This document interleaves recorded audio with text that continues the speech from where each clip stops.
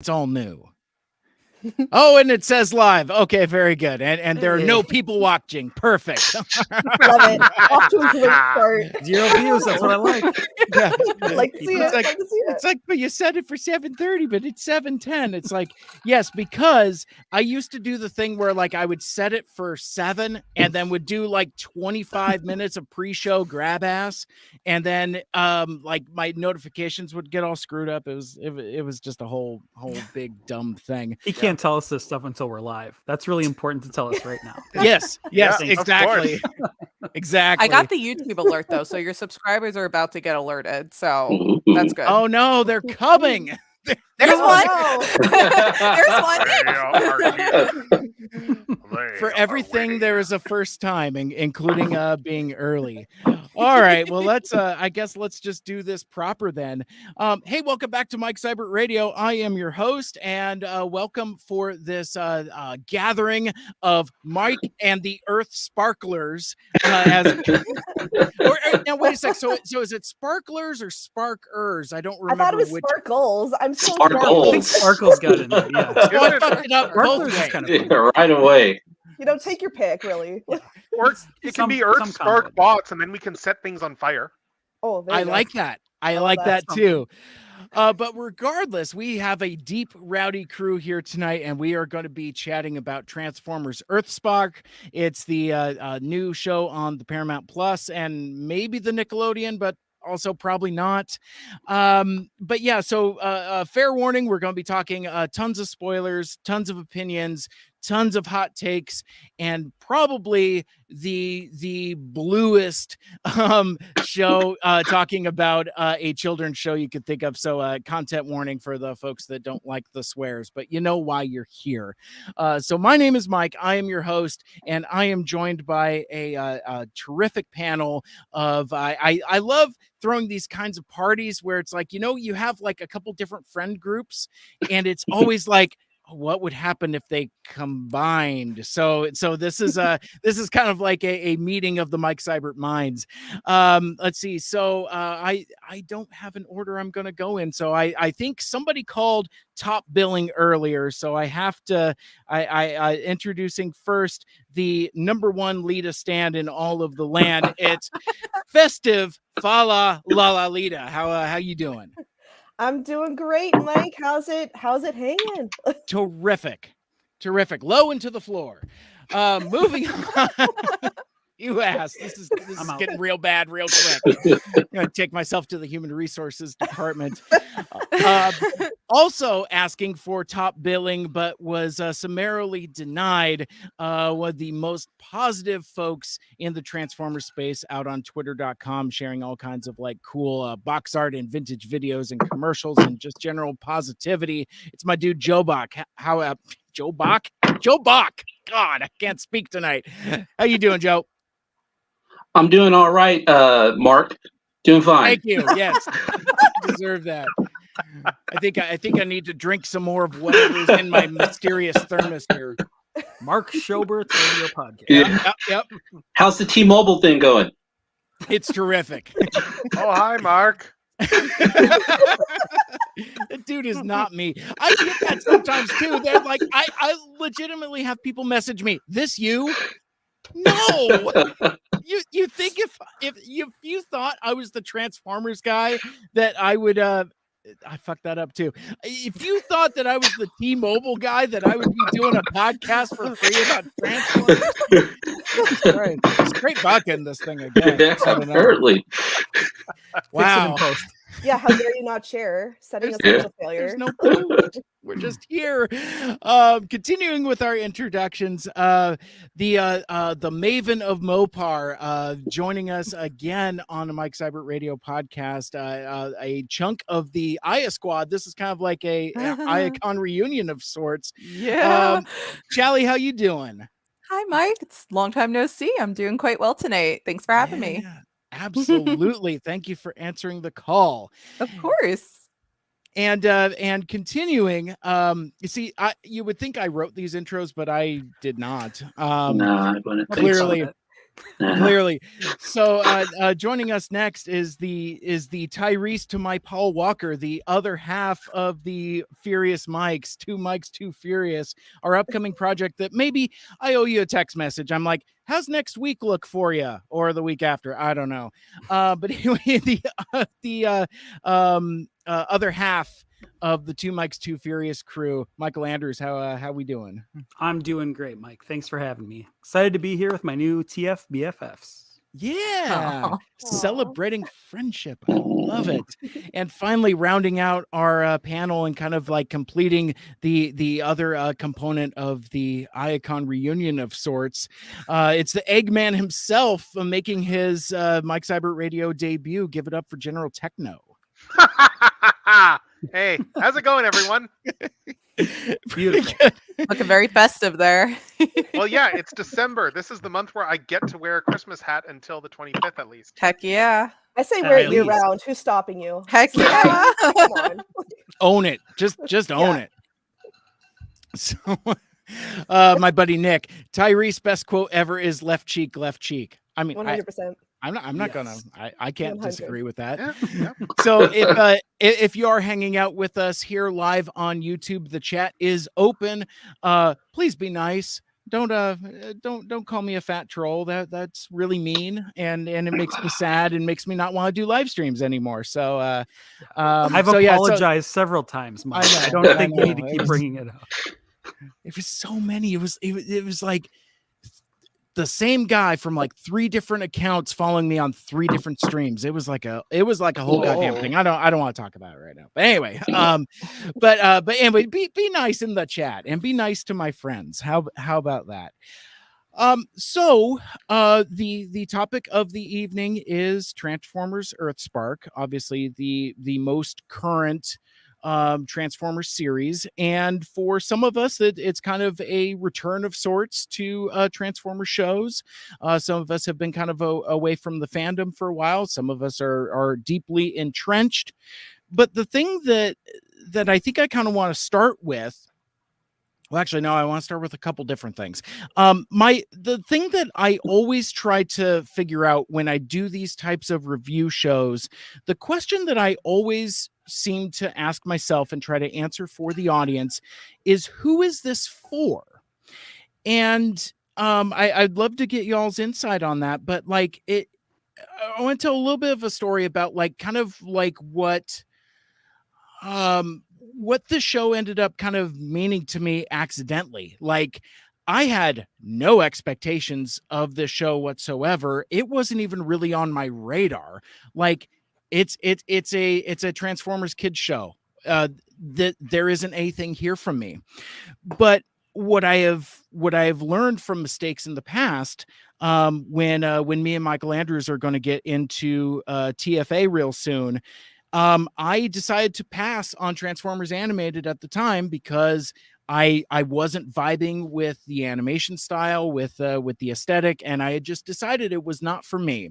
And turns out I really did myself a disservice. So when Earthspark came around, I kind of felt the same way. I was like, oh, well, it's a Transformers show for kids. This really isn't for me. But it wasn't until, I don't know, maybe like they started rolling those short commercials on social media, on Twitter.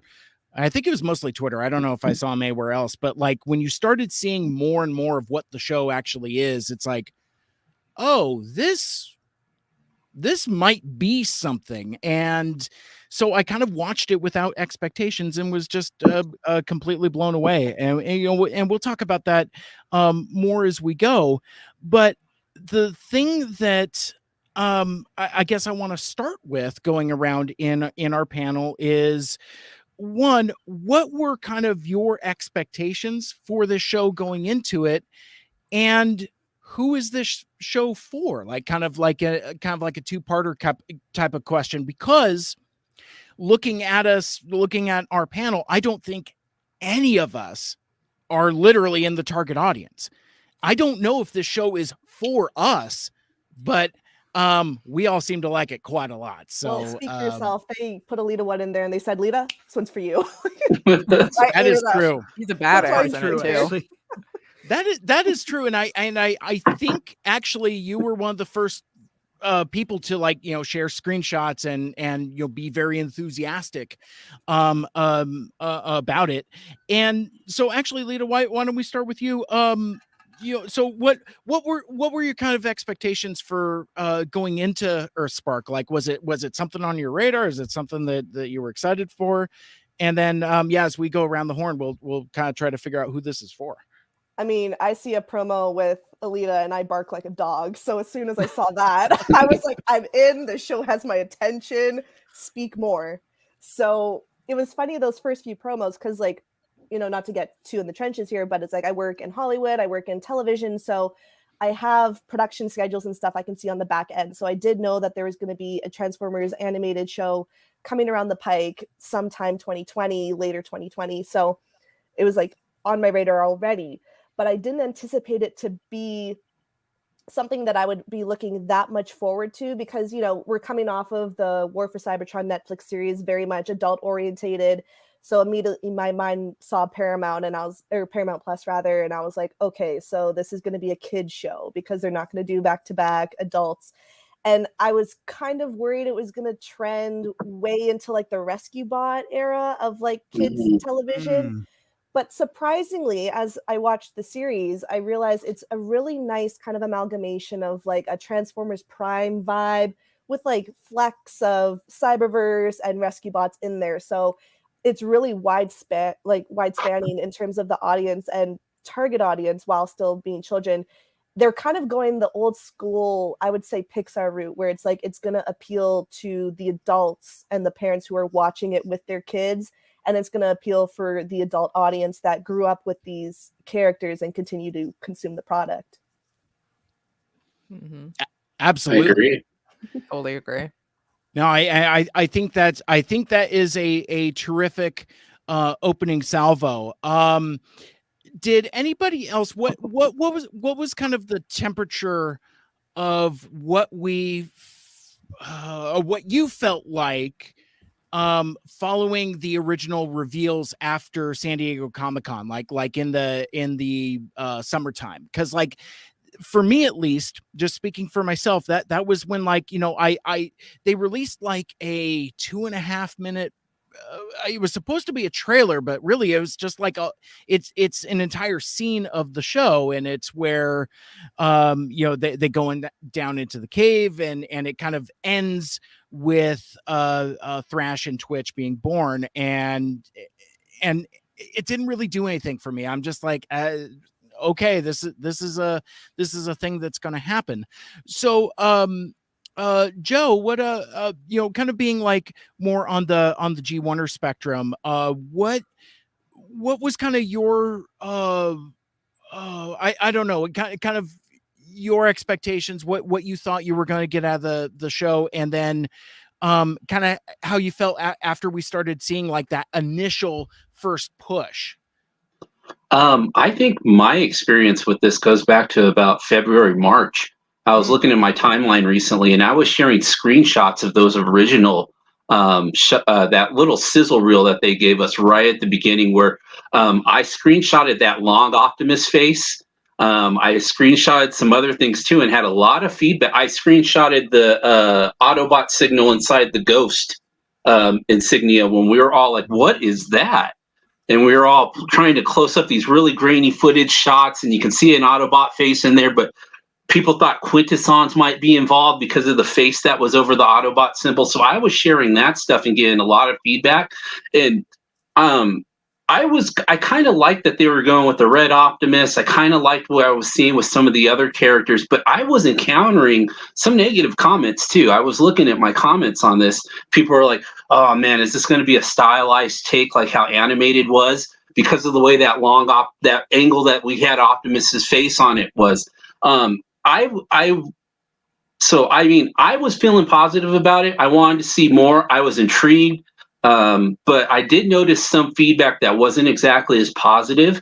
I was looking forward to the show, even though I loved Cyberverse, the series that they actually did before the Netflix one, where they went, no humans.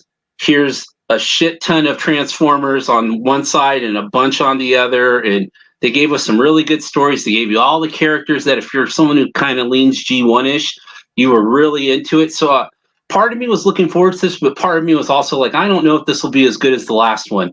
But I was pleasantly surprised. Coming into it, I wanted to feel hopeful. And then the more we got to see, the more I started feeling better about it. So by the time it got here, I was ready. I was ready to start watching those episodes. And just right away with the first 2 episodes we saw, I was like, okay, like, that kind of hoping for the best, you're actually kind of feeling not let down by it. So I was really excited once we started getting into it. Yeah. Totally. How about you, Michael Andrews? Let kind of laying some of that foundational groundwork. What were kind of some of your expectations going in?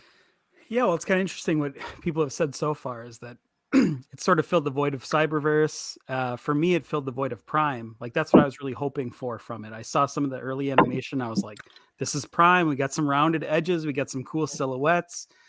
This is going to be really stylized like Prime was. And Prime is, I know, Mike, we're going to be doing some Transformer animated stuff, but Prime is like my favorite Transformers medium all time. So for me, it was going to fill that void. And I got to say it does. I don't really, I mean, it's hard to say like who the target audience is. Well, we know who the target audience is, but I will say because of, the fact that it's on Paramount Plus and that it's streaming, like they are doing stuff for a little bit more for adults. They're hitting the kid notes, like it's all there. So I guess, I was just excited for something Transformers Prime-esque, and I got it. Mm-hmm. Gotcha. How about you, Charlie? Oh, well, I have been out of Transformers for a little while, I will admit, so I kind of was a little oblivious. I knew about the show, and I knew Nickelodeon was doing a show, and I grew up with Nickelodeon. I was a Nickelodeon baby, so when I found out Nickelodeon was going to be working on a show, I was pretty excited because I was like, wow, Nick's finally getting the reins in a TV show related to Transformers.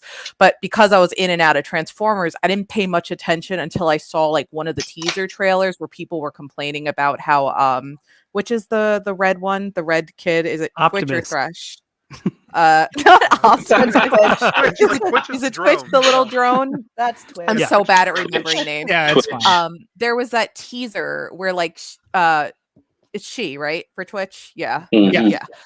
She transforms, but like the way they edited the teaser, people were thinking like they like went cheap on the animation with it or something, and like people were complaining, and I'm like, okay, I this is all I'm seeing. I'm not sure how I feel. I can't really make an opinion on just this teaser. But then, the show released. I actually wasn't going to watch it until Mike invited me. I'm like, okay, you know what? I haven't done this in a while. Let me give the show a shot. And very, very, very pleasantly surprised. I love that they put elements of the comic in it. And I definitely see the old Pixar route where they were putting in things that like adults, like I laughed a lot during the show. And I couldn't get over, like, I usually don't like Bumblebee a lot, but I actually adored the Bumblebee in this series. Was very cute. And I actually, I was a past animator. I used to do it for school for a year and a half, but I appreciated the animation elements. I believe, is this the same team who worked on Teenage Mutant Ninja Turtles? Because the animation style looks exactly Very the same. similar, There right? is rollover, It is. Yeah, the writers for sure. So appreciate the animation. That last episode, especially the animation, was just French kiss. Like, oh my gosh, chef kiss, amazing. Same difference. Amazing. Right, chef, whatever. My That word, good. but That so good. Well, French kiss the animators themselves if they consent to it. Like, as a thing. Absolutely. As an adult who usually likes to see more adult elements, like in the Transformers series, like when it comes to like taking things more seriously, I was very pleasantly surprised with this. I think I had my fill of Zack Snyder's The Transformers. I needed something that was a little lighter on its feet. How about you, General? What was kind of the vibe going in? Well, I mean, like, if anything has taught me stuff about Transformers shows and the initial promo stuff, you guys brought up Transformers Animated. I don't know who was all around for that back when I guess it would be early 2007 when we first got that leaked image from like a promo of Optimus Prime in possibly like the worst posing for Optimus Prime that made a lot of us like prejudge the show very harshly. I remember And then like about a Prowl. week later, we got the actual proper promo poster, and everything looked a lot better on there. And then we saw it in motion with the footage that they showed at SDCC, I believe, and that converted a lot of us just right there once that clip got online. So yeah, like honestly, I learned enough, and just seeing the names that were going to be involved in this series as well got me excited. Nicole Dubuque being one of the main producers on it, for instance. Rescue Bots is the longest running Transformers series after all, and she was a major part of that series. And heck, back at TFCon 2019, we did a roundtable of what the best Transformers show was, and our friend Steph won that one with her argument that Rescue Bots was. And by the end, we all kind of agreed with her that, yeah, you basically won the debate. But yeah, so there's Nicole Dubuque. Ant Ward, as was brought up. He was involved in both the 2012 series, but also he was very involved in Rise of the Teenage Mutant Ninja Turtles as well, which I've not given as much of a shot as I should. And yeah, you've got May Cat did some writing for it. We've not seen any of their stuff yet. I guess they worked on the back half of the season 1 as opposed to the front half. So, but I really liked their episodes in Cyberverse. And yeah, of course, then we found out that Nick Roche did designs for the show, like about middle of the year. And we all got excited because, oh my God, Nick is getting actual money from a studio. He's getting some decently paid for Transformers stuff for once. Yeah. It's great because Hollywood does know how to pay people better than comics do. Yeah, absolutely. Yes. I mean, one of the stories I like to tell, and obviously, you know, it's kind of mixing metaphors a bit, but Ed Brubaker, who is a comic book writer, talks about how he has made more money by his blink and you'll miss it cameo in Captain America: The Winter Soldier than he did for creating the Winter Soldier. So yeah. And Jim Starlin had to go whining like for a while before Marvel finally gave him a deal so that he would quit complaining about how he was making more off KG Beast than he was off of Thanos, Gamora, Drax, all those characters that he full on created at Marvel. Like he didn't reinvent, he full on created. Right, But he created them a decade before Jim Shooter brought in the royalty agreements. Yeah, comics, man. It's just such a hard game out there. Yeah. So I wanted to kind of close out this chunk of the discussion with revisiting the question of who is this for, and for me, this crystallized once they started running those promos that we've already talked about. Like I've already said, like, you know, I was kind of lukewarm on it, was probably going to pass on it. I didn't really see anything that grabbed my attention, but then I started seeing these snippets of promos, and each one of them had a tag at the end that says "watch with your family," and that got me to stop in my tracks and raise my eyebrows. I'm like, that's who this is for. It's you know, it's folks that look like me. It's for folks that look like me that have kids. It's folks who are kids. This show's for everybody. It's literally for everybody. And the stuff that we're, you know, I'm sure we're going to talk about, like, you know, references to previous stuff we've already alluded to, and, you know, character beats and character moments. And there's some cool, exciting stuff that isn't without controversy. But that's what I like about it. It's like, there's something for everybody. There's stuff for the crustiest G1ers, and there's stuff for, you know, like the newest fans. Like, you know, we've talked in several other contexts before about, like, the thing that's special about Transformers that you don't necessarily see in other longtime franchises is that each new iteration represents a new starting point for a new generation of fans. So every new iteration of the Transformers is somebody's G1, whether it's back in 1984 with some of us, or you know, with the 2007 movies with others. And there have been times where I've been especially cynical I think sometimes, especially with regards to the live action movie. No. but That doesn't it's sound like, right. yeah, I know, but it's like I've come to acknowledge and appreciate and realize that every generation is someone's G1, and I get really shitty sometimes. I'm like, well, I kind of wish it wasn't that for you. My point being is that this Transformers Earthspark is, I think, a really cool jumping on point for a whole new generation of fans, and for those of us that have lapsed to get reconnected with the concept and with the franchise. It sounds so dumb, but just like that little bit, watch with your family. It's just like that was the lightning bolt moment that said, you know what? I think I need to give this a shot. And then of course you get stuff like, all of the character teases, obviously the Alita stuff, but then you start seeing stuff like Muscle Car RC and I mean, but I think it was like I tweeted this at some point. I'm like, I did not have Heroic Megatron Real on my 2022 bingo card. I never thought that anybody was ever going to do that in any kind of like official media. I mean, obviously comics are official, but you know what I mean. Or like return to form Optimus as the dorky dad model. Yes. They changed it up so much with this show. I like the way Optimus acts in this show. I've never seen that before. Having Megatron as a good guy. I mean, they were just so daring, and I love that. It's different for once. And then you get the deep cut. Yeah, and then you get the really deep cuts for the longtime fans, like where, hey, we're going to do Swindle and Hardtop. Who remembers Hardtop from Transformers Cybertron toy line, and how Swindle was a repaint of Hardtop? Yeah, now we're going to reference that. Yep, it's great. Same voice actor and everything. That's and I just love that. That's just kind of how you start off. Like, again, I was sold, but even going into that first episode, I'm like, what's this gonna be?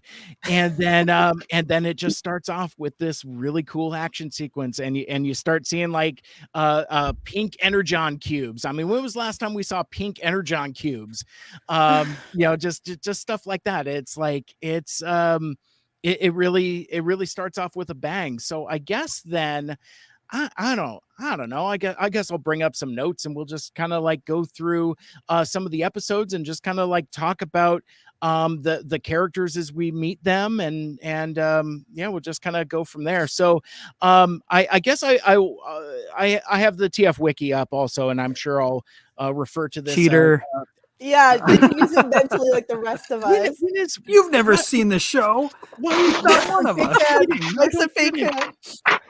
Wow. Okay. Well, I might have took notes. I do too. I wrote them on the napkin. Am I the only one who's raw dogging this right now? Like me? I don't have any notes. I don't have any notes. Walk in and say whatever. My TV was my notes. No. Yeah. Well, I was going to say, like, so I have important things to say. Damn it! No, I understand. Well, it's I think Joe is going to play the Mike Seibert role here, because like my good buddy Ryan Jett from Autopod Decepticast said it brilliantly recently. He's like, I think Mike Seibert is just overclocked and he just has a lot of stuff to say and he just needs to get it out. And I'm like, yeah, that probably covers it. So, but well, okay, well, fine. So and only because I'm seeing folks in chat who have not, like Nick, for example, doesn't have the Paramount Plus. So I think he's just here for friendship, because like we're going to spoil the shit out of this show. I will say Nickelodeon is airing the episodes. I don't know how many they've aired out so far, but they are starting to air them. Oh, they did a premiere like 3 weeks ago. I had just missed I just got the end of it, but they did premiere the show. So I think they did this with the SpongeBob Camp episode too. They aired it on Paramount, and then they eventually started airing on Nickelodeon. So they are starting to roll them out on Nickelodeon or one of their side channels. Are like people behind if they're watching it on Nickelodeon? Like they they probably might be a little behind. I don't know how Nickelodeon's schedule is, if it's like a once a week kind of thing or what, but they most likely they are a couple episodes behind. Yeah, but it's also important to remember the first 2 technically episodes and the last 2 episodes are 2-parter episodes, so they'll probably be airing those consecutively or rather in the same day. Yeah. So, I mean, you can look at Ooh, I'm an industry insider. Ooh, listen to me. Well, here's the biggest spoiler in Transformers history. Optimus lives. What a For twist. now. Oh, for now. Whoa. For now. One fear I mean, for the second half of the season. Optimus Prime is a vampire. You heard it first. Here. I love it. I love it. That's messed up how they killed Megatron, though, man. I couldn't believe that. Ooh, tough. So I'm going to read the premise of the show for folks that might not know what this is. Many years after the end of the war between the Autobots and the Decepticons, young humans Robbie and Mo Malto are struggling to adapt after moving from Philadelphia to the small town of Witwicky, Pennsylvania. When they find a strange object in a cave, it grants them mysterious robotic cyber sleeves and gives life to Twitch and Thrash, the first ever Transformers to be born on Earth. Bonded to them through their cyber sleeves, the Maltos adopt the 2 Terrans into their family. The Autobots, now working with Megatron and the secret human organization Ghost, or I guess I should say Ghost, kind of like Shield, that kind of thing. Ghost. Ghost, we say in Minnesota. Ghost, don't you know? Oh, Ghost. Way more ghost legislation than I was anticipating. So they work with Ghost to protect Earth from the ghost of the iconic moment. They work with Ghost to protect the Earth from the remaining rogue Decepticons, reach out to the Maltos and offer the Terrans the chance to be mentored by Bumblebee. With new threats on the horizon, such as the mad scientist Mandroid and various Decepticons still at large, the Maltos work together to keep each other safe and find their place in the world while learning what it truly means to be a family. This is basically a Fast and Furious movie. In a sense, it's all about family. They all are now. listen, Everything I is. was dying when what's her name? Was it Sunstorm? She called Bumblebee like midlife crisis. Oh, yeah. I was crying. I was like, and his face, I was like, ah! Midlife crisis Bumblebee's all we've ever wanted. Honestly, Yes. I love this Yeah. Bumblebee so much. especially Optimus. So Oh, it's yeah. nice that it's finally like we've generation leveled up, I guess, for them. Goofy Optimus. And now And he's important. he's full like Gen X like mode where he's like wearing the Kiss the Cook apron at the company barbecue. Like I love this for him. And importantly, Well, we're Bumblebee. moving past Radio Bumblebee. Yes. Yes. Which I We tweeted were about just- today. Go like we were it. just having some discourse about Yeah, that. yeah. About Radio Bumblebee. Yeah. Because like I mean it's great to hear Bumblebee one with a voice and to actually have some agency for once, but then I'm a big fan of the first few seasons of Community. I really like Danny Pudi, and that was Good one of those, choice. that was one of those Yeah. casting announcements that initially I kind of raised my eyebrows. I was like, that could be interesting, but then when he shows up, it's like it's somehow absolutely perfect. I love his take on the character, that it really is kind of like a I don't know. It is almost kind of like midlife crisis Bumblebee in a lot of ways, because this is a Bumblebee that's seen some shit. And this is Yes, a Bumblebee yes. that's been Continuing to through see some shit. Yes, Yeah, and- very much and- so. and really hasn't quite reconciled a lot of stuff, to the point where he makes uncomfortable jokes. Like there's that thing where he's talking about Soundwave in the tapes, and it's like, Yeah. oh yeah, and let me tell you about this one time that That Soundwave murdered Rumble. Killed one of his kids. Yeah, it was hilarious. And that's why Frenzy's in the show and not Rumble. and those kids are just mortified, as I was. I'm just like, oh no. It's like you want to get the pencil together and try to like spool the magnetic tape. Hang on, buddy. Don't you die on me. Yeah, exactly. It's so cold. It's so cold. Go towards the light. Also, how about the fact that they've still not addressed why they need to keep the fact that Bumblebee is a live secret? Oh yeah. I have some theories on that actually. Go for it. There's more than a few things that are left open in the show that I think we all started to notice too. But yeah, what were you saying, Lita, about it? What's your theory? Well, so I think it kind of has something to do with a throwaway line that actually Mandroid had when he was talking to Dot in the finale, where he says like, "Oh, remember like the Autobot friendly fire and people got caught up into it." Now, to me, I take that as a way as being like, okay, that's when possibly Dot shifted from being an Optimus, like, whatever follower or like partner or something like that, and moving away from it. And also, it also would lead credence to like, okay, well, who was the Autobot friendly fire? What happened there? Were all Autobots banished because there's like bad blood and stuff like that? Or is it Optimus' way of not being quite sold on the fact that he trusts Ghost completely? So he's keeping his own close circle of friends like Bumblebee, like Wheeljack, hidden and away from them. That way he can kind of have some agency in case, something were to turn dire. Yeah.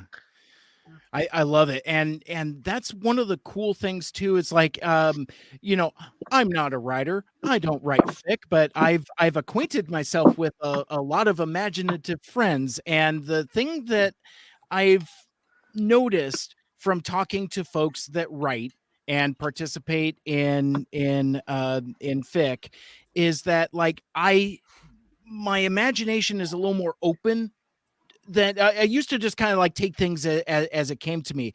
Now I kind of like think more on fleeting references and kind of look at stuff between the cracks. Like, there's obviously stuff that has happened that's incredibly traumatic to a lot of these characters. Like, I mean, obviously physical trauma to Dot specifically.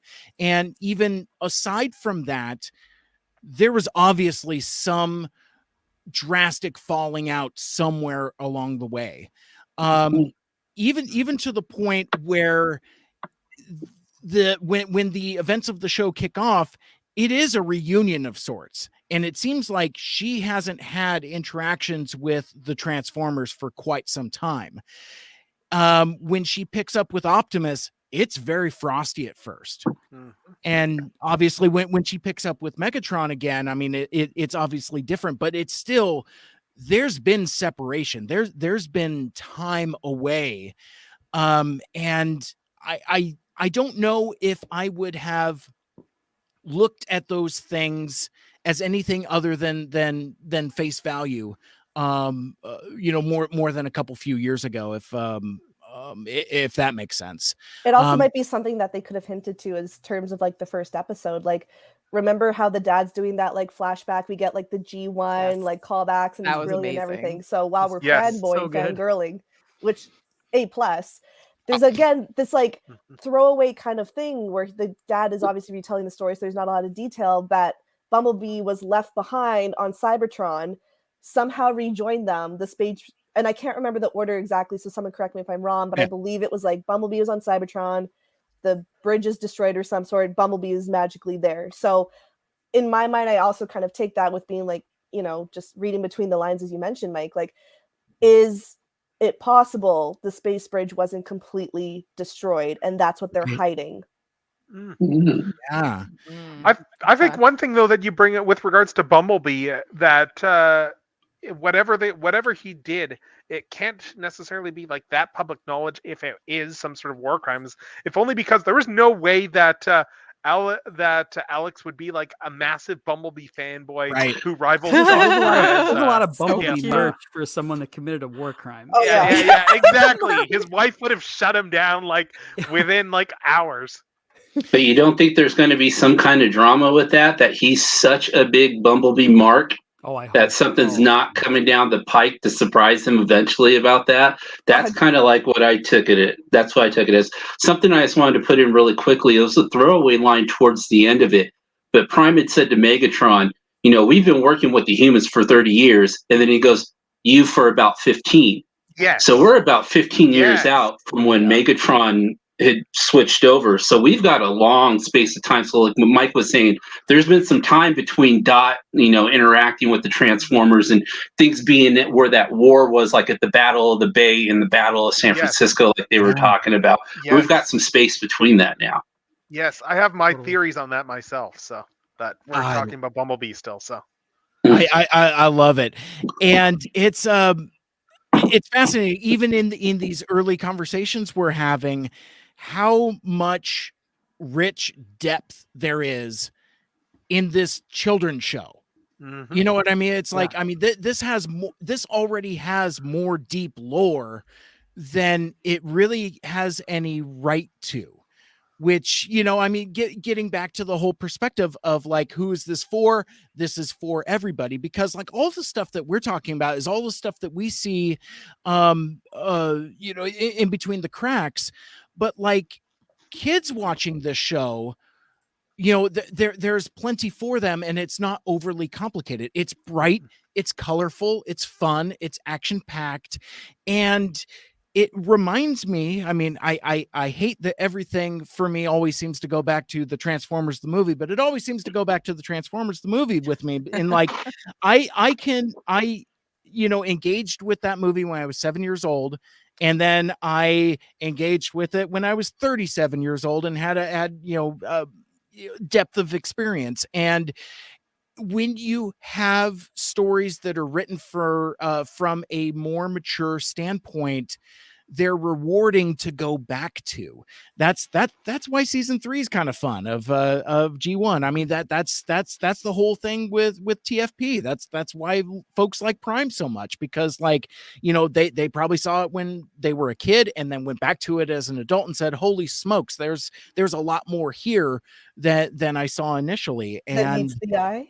yes. No, I don't think that's what he. When they dropped that line in the first episode, I'm like, of course you did. Just cackling. and it was done in a way that wasn't like cringy. Like, I mean, like the first time Shia LaBeouf says it, it's funny. The fourth time somebody says it, it is not funny. But it was very wink, wink, nudge, nudge, without being like, "Did you get it? Are you happy? We said it. Please we got it out of the way. go." There, we did the line. yeah, exactly. We can keep the rights now. Before we get too far away from the moment, I just wanted to say, like, the moment that really like hooked me for the show, that I was like, this is I'm on board, was that sort of like Dot's distrust of Optimus trusting in Megatron. Like that moment, like I was kind of like, okay, it's kids show. Okay, it's kind of cool. Oh, Megatron's a good guy now. We've seen that before. Oh my God, here's a human that's like prefers Megatron over Optimus. I think that's the coolest. Very That different. is so cool. Mhm. And there's so much like backstory we can get from that, and just like seeing how that bond formed. And conversely, a human that Megatron also trusts just as much, if Yeah. not more. Yeah. Absolutely. Yeah, how did Yes. that The happen? last We've never episode makes seen that crystal clear. There was so much Yes. implicit trust there. Heck So of a good. bond.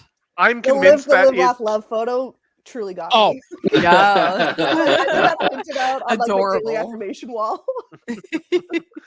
I'm convinced that that 15 years ago very much has to do with Dot in terms of from Megatron switching sides.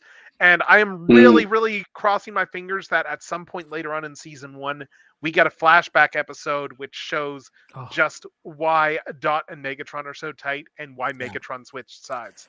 I think they will do that in season 2. Season 2 in general is usually when they really start to warm up into a story and backstories and stuff for the most part for shows. So And I wouldn't I'm mind confident. a whole episode of that. Just Yes. Oh, pivot. Yeah, and like one just a whole flashback. like a Mandalorian Just like a flashback Boba episode Fett with situation. framing Yeah. with Take Yeah. a whole episode and do them. And what you do is you do it in that same G1 animated style. Oh, where it's- wow, it- No. This is 15 years ago, so this is probably you do it TFA? you could do that. Do a Derek Wyatt tribute. Do a full-on Derek Wyatt tribute with that episode. Would Yes, that be please. special? That or a Unicron trilogy style animation. Yeah, why not? I mean, yeah. So Like Transformers Cybertron, hey, we're going to animate toys and be all really blocky. And people will go, oh, wow, they really trimmed the budget on this episode.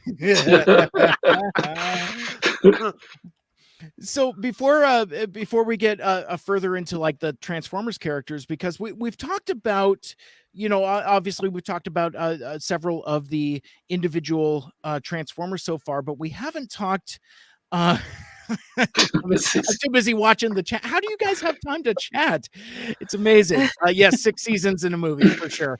But I kind of want to talk about like the beginning of the show, because it has a emphasis, and I think what will be the first polarizing aspect, probably the most polarizing aspect of the show, in that it's very much focused on humans, and it's very much focused on family, and it's very much focused on the effect that the Transformers have on the humans and on the earth. And wading into controversy, not necessarily amongst us as a panel, because I think we all have very similar opinions, but like I was at TFCon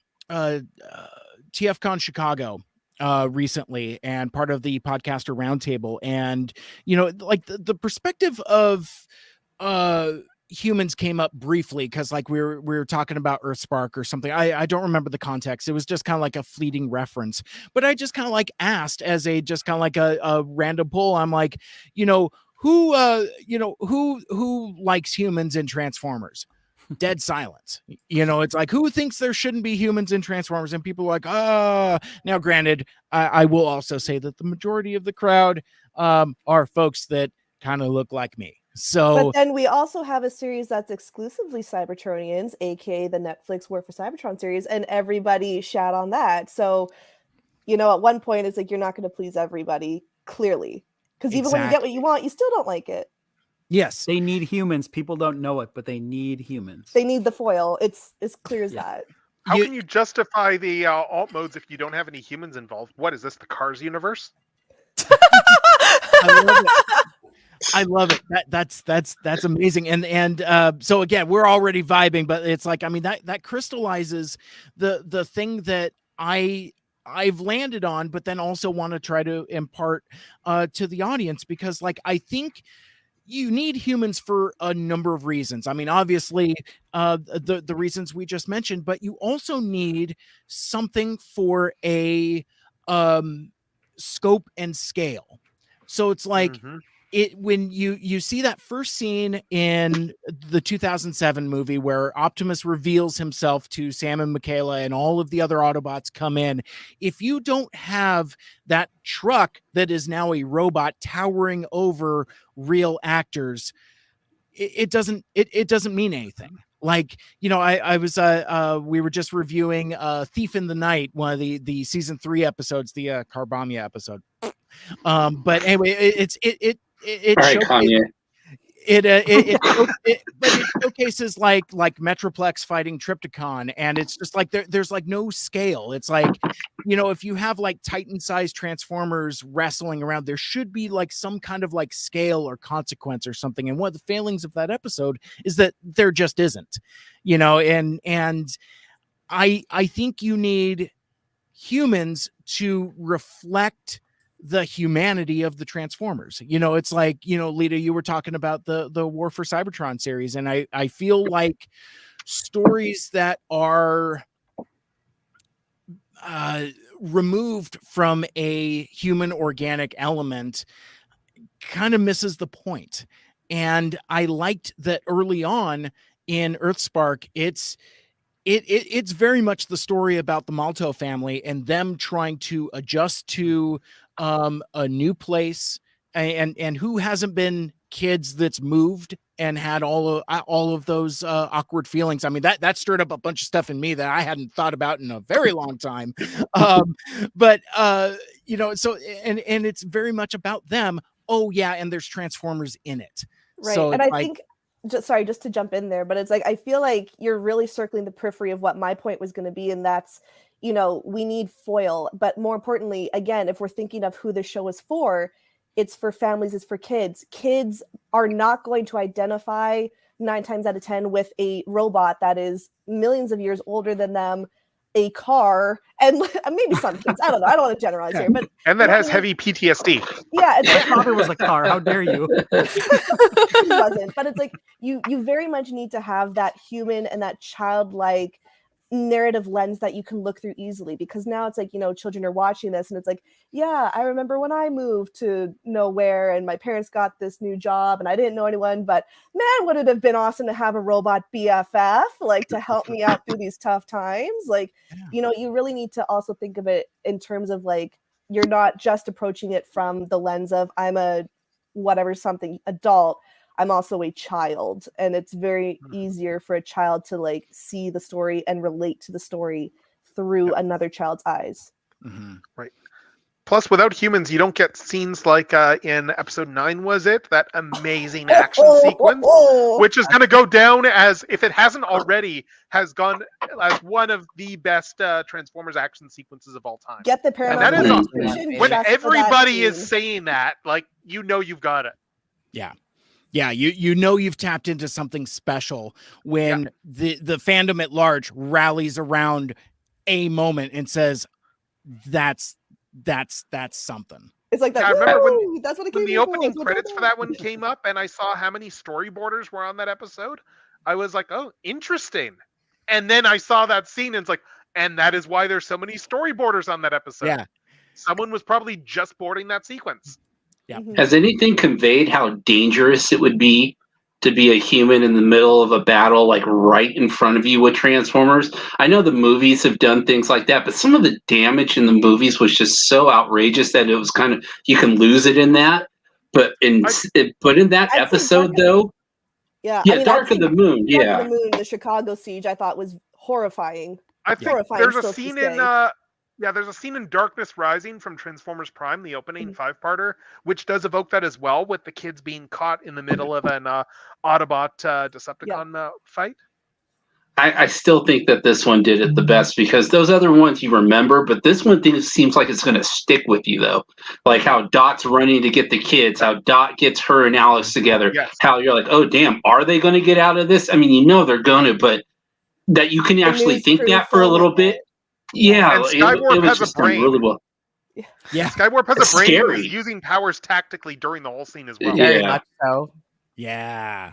Very Yeah, nice. I mean that was a big highlight for me. I mean, obviously, like the thing with that whole battle is it's visceral, it's intense, and it's personal, which is so cool. But like even like the opening parts of that, you know, where it's Skywarp and Nova Storm, and you know, like Prime using his axe defensively and offensively, and it was just cool to see Optimus like, you know, using a melee weapon, but not in a way to like, you know, bash someone's face in, that kind of thing. It's like there are tactical ways to use a battle axe that aren't, you know, viciously violent. I think his movie counterpart would have just just would have gone full Gallagher on the Meanwhile, there's Megatron who literally just pile drives someone using his fusion cannon, which I didn't know I needed until that moment. I was like, where has this been all my life? And then at the end of the sequence, you're reminded that there's a news crew there filming all of this, and they've gotten that same bird's eye view of chaos that you have. Only it's like you can understand how why Optimus and everyone is so worried about that, just because there was. I'm sorry, but like that's the sort of thing that gets countries putting way too much money into military budgets. Yeah. You're not wrong. You're not wrong. And I feel like we could do an entire separate episode just breaking down that whole sequence, just like frame by frame, blow by blow, because there's just so much that happens in such a short time, and it just it ticks all the boxes and gives you so much. It's like it's one of those things where I found myself genuinely like excited watching a Transformers show, and I don't know if I've had that feeling since I was, well, maybe not since I was 7 years old. I mean, it's like there are aspects of the live action movies that kind of itch that same tingle, but like it was just like the camera movements, all of the motions. It's just like, no, this is legit awesome. This is genuinely exciting Yes. in a way that, while we've had a lot of, cool Transformers media, there's just something about seeing it play out on screen where it's just like, ooh, you just get the goosey bumpies. It's just it's just really cool stuff. But yeah, so I mean, so early on we meet the human characters and we meet the kids, and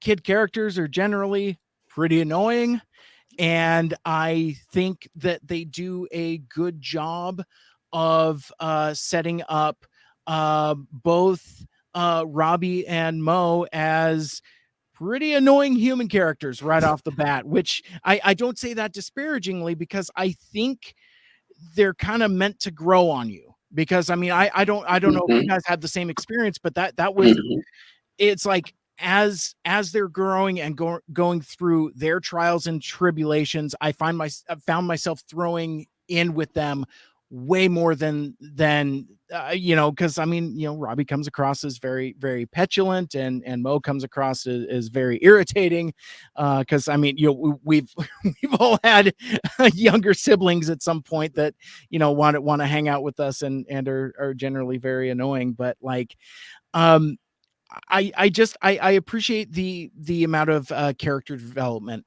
that they put into them. And I don't know if this is the good spot to start beginning to talk about it, but one of the iconic things that I think makes this Transformers Earthspark kind of special is the diversity and representation. I mean, it's very, very cool. And it does remind me, unfortunately, some like god awful memes that I saw like months ago, like over the summer, where they're like, I don't know if like some boomers were doing jokes or whatever. I'm in some particularly nasty G1 or boomer groups on Facebook, and I keep telling myself I'm in there for like opposition researcher. Yeah, and but I keep ending up getting sick to my stomach. So you can only imagine like some of the Photoshop stuff that folks would do to like shots of the family. It's like, here, I fixed it, and it's like, I mean, it's just disgusting. I don't want to dwell on that, but I do think that's maybe I don't know if we're keeping score of the things that are challenging to certain fans. It's like, first you got an emphasis on humans. Oh, and then we're going to throw in diversity and inclusion, which I'm sure folks on the right would say, ooh, their woke agenda, or woke agenda's coming for us. Well, we have a definition for that word now, and it's exactly that. That's I love that.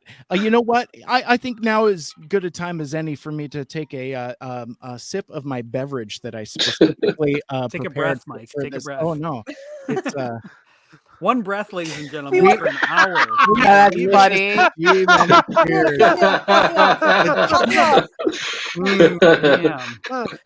Can we also just say how amazing it is, all the different cultural accents that a lot of the robots had as too? Yeah. I've never seen so many different accents used for the bots before, and I was just so happy to see that. Megatron. Yeah, I was like, did Optimus have a little bit of an accent going on too? I couldn't tell, but it's kind of like a relaxed Southern drawl. I remember seeing an interview with Alan Tudyk, and he was talking about he wanted to model his Optimus voice after like long haul truckers. And one of the new bots, one of the new ones that came in the later episode was like an Australian accent or something. Mm-hmm. Oh my god! Nightshade. It's Nightshade, right? No, it's the other one. Hashtag. Hashtag. Okay. Yeah. I loved the diversity, even in the bots, when it came to their accents. Like, what? I didn't realize that was Nightshade's actual voice too. I thought she was putting on an act when they were trying to infiltrate. But then you mean later hashtag? on, yeah, and it's like, oh, that's how she talks. Yeah. That's cool. That's really neat. And again, kind of jumping all over the place because we kind of invoked the new Terrans that show up at the end. We haven't even talked about Twitch and Thrash yet, but We really talk about the first episode, if we're being honest. I mean, we're just kind of glancing through all over the place. Yeah, exactly. I don't know if we're gonna get through 10 episodes of discourse, but in terms of Part 2 discourse. yeah, Yeah. but Back to minute 1 seconds 30.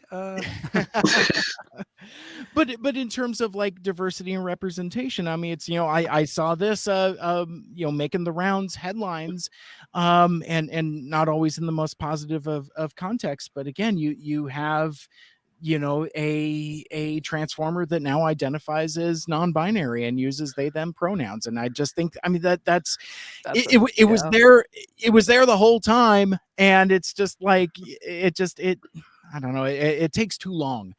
The fandom reaction was strong enough that we got a new short packed comic drawn out of it, and that comic leaves me in hysterics whenever I open that comic because of how accurate. Oh my god, it'll be up there until April 1st, realistically, given how often he does new comics. So go check out his front page of that, because oh my god. Not to mention just the news in general. I remember I went to work the next day and I subscribed to a bunch of Inside Hollywood, Variety, Deadline, all that. They're all talking about it. So it's like, it was in the trade. It's outside our little niche. This is big news. Wow. Yeah. Awesome. It was wild. I mean, so very cool. I will have some things to say about Nightshade's character later when we kind of get to it. But again, I mean, score one for that representation that I think is so important. And I mean, and again, Charlie, you said it best already. I mean, the diversity in the voice cast and the cast of the humans. I mean, it's it feels very real. And I don't know what the woke agenda is, but if that's what they're selling, I'm buying. Oh, these G-Wonder tears, so refreshing. Honestly, while I was watching the show, I was just like, man, is this am I dreaming? Is this show legit? Is this real? Because they just did so many things I've never ever seen in any other Transformers series and before. I will say, I do think we have a really big thank you to give to Nicole Dubach for all of that. Her work previously very much echoed what we're receiving now. And I really do see, I'm not in the writer's room, but I very much see her as being a voice really leading this charge along with the other writers. And just a huge shout out in general to just the entire production and everything for greenlighting this and giving us that. That is just a huge win across the board for representation, Transformers or not. Yeah. And to the people at Hasbro who okayed all this stuff too. Yes. Exactly. Yes. End of the day, they have Hasbro, Nickelodeon, Paramount Plus, all of them. Yes. Yeah. And that everybody converged on this and somehow wrapped their arms around it and said this. And it's, I mean, you love to see it, and it's really cool. And I wonder, the cynical part of me, if when in the writer's room they're kind of talking about mission statements, I wonder if they went to some of those Facebook groups that I was talking about and figured out all the stuff that people are pissed off about and said, we're going to do that. We're going to give you humans. We're going to give you ethnically diverse humans. We're going to give you a variety of diversity in voice casting.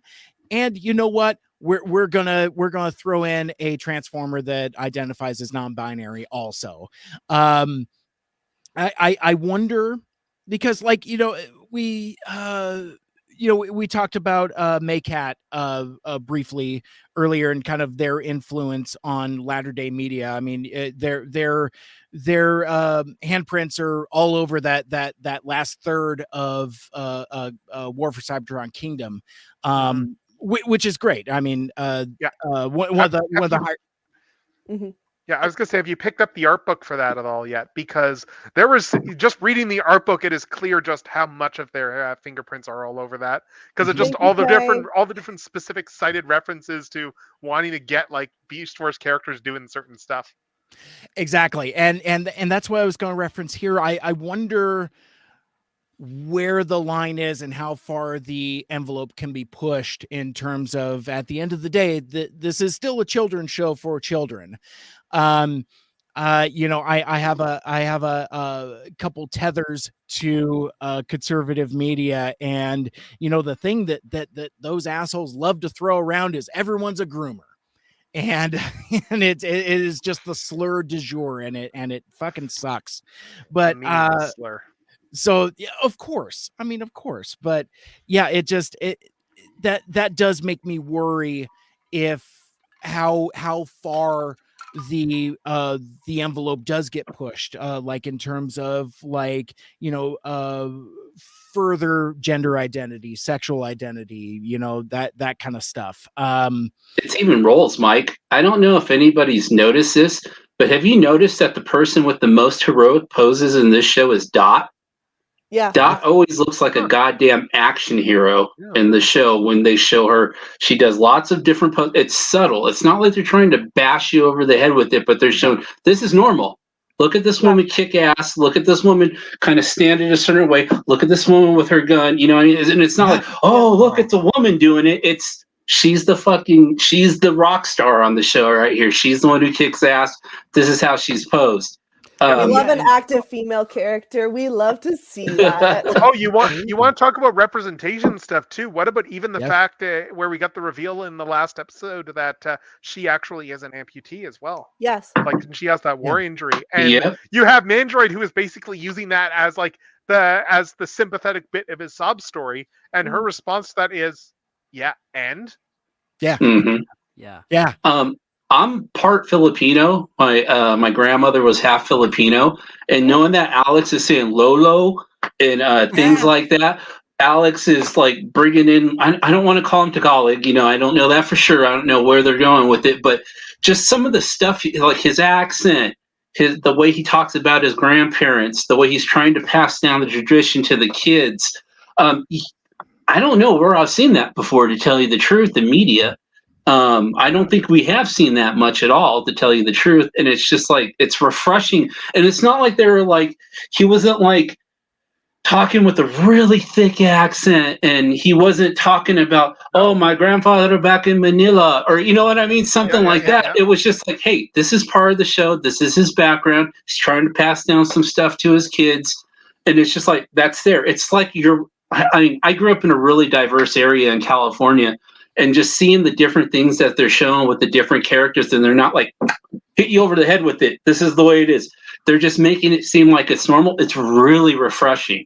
Yeah, and like to your point, it's like it is something where it is refreshing, where it's like, it's like we're not making a point and like not looking at the camera like, did you see that? We checked the box. Shut up. It's like, it's very much woven into the ethos of the story. And again, it just makes the world feel lived in. The fact that we're not having the shot of Dot and lingering on it, or having what I hate the most is like some stupid throwaway comment like, women get shit done. It's like, no, like they just stop. Like they just exist.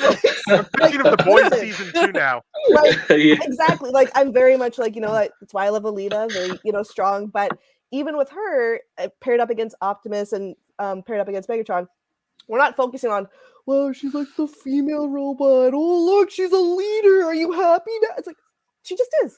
They just exist. Yeah. And that's, I think, the true breath of fresh air that EarthSpark brings. And I think that's what people, I think, are very drawn to it for that reason. Mm-hmm.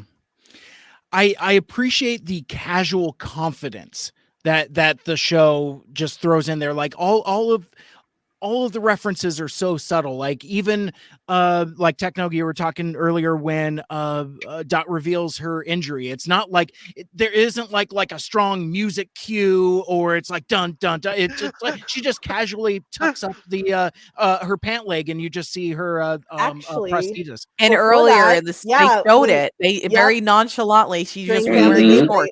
Yep. And the shorts. Yep. That's I think right. I think Yep. I like Yeah. paused and I was like, oh my god, Yeah. oh my god. I was like, whoa, she's an amputee. That's awesome. Like We they were just casually, whatever. Like she, Yeah. yeah. Yeah, like, again, just I'm too existing. oblivious. Well, and even a lot of the stuff that Joe was talking about too, it's like it's none of it is like elbow nudgy. It's like if you get it, it's like that's gonna click with you.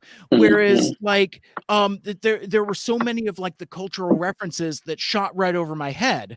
And that's a good thing. That's not how I mean that. But what I mean though is that like it's just there. It's It's not normal. It didn't yeah, feel yeah. other. It's the casual Yes. subtlety and the real texture of just daily life. You know, because like, you know, if we're like hanging out and stuff and you know, you start talking about your Lolo, it's not gonna be like the music is gonna change and like it's like, look, I'm signaling to something that's important to my culture. No, it's just there. And again, I find that incredibly refreshing and very special to the point where who knows, maybe it would inspire, I don't know, kids, maybe adults to actually like, I don't know, learn some stuff about the references that they don't understand. How about that? How dare a show educate children? It's also interesting you mention that because there's literally like shots of them at school learning about Cybertronian history. Yep. So it's like there's textbook. like there's some people I'm looking at this world where it's like, man, if you're like me and you're hoping for Transformers, you just know there's gonna be those people who are gonna be like, aliens, another world, they don't look like us. No, send them back. Send them back. Go like that. You know what I mean? So again, it just really tells me it was like, yeah, like embracing and learning of all other cultures is very prevalent in this world, which it fucking should be. Like, quite honestly. Absolutely. So before we pivot, my buddy Nick is in the comments and he asked an interesting question for us to address. Aren't all robots non-binary because the robots can't mate with each other?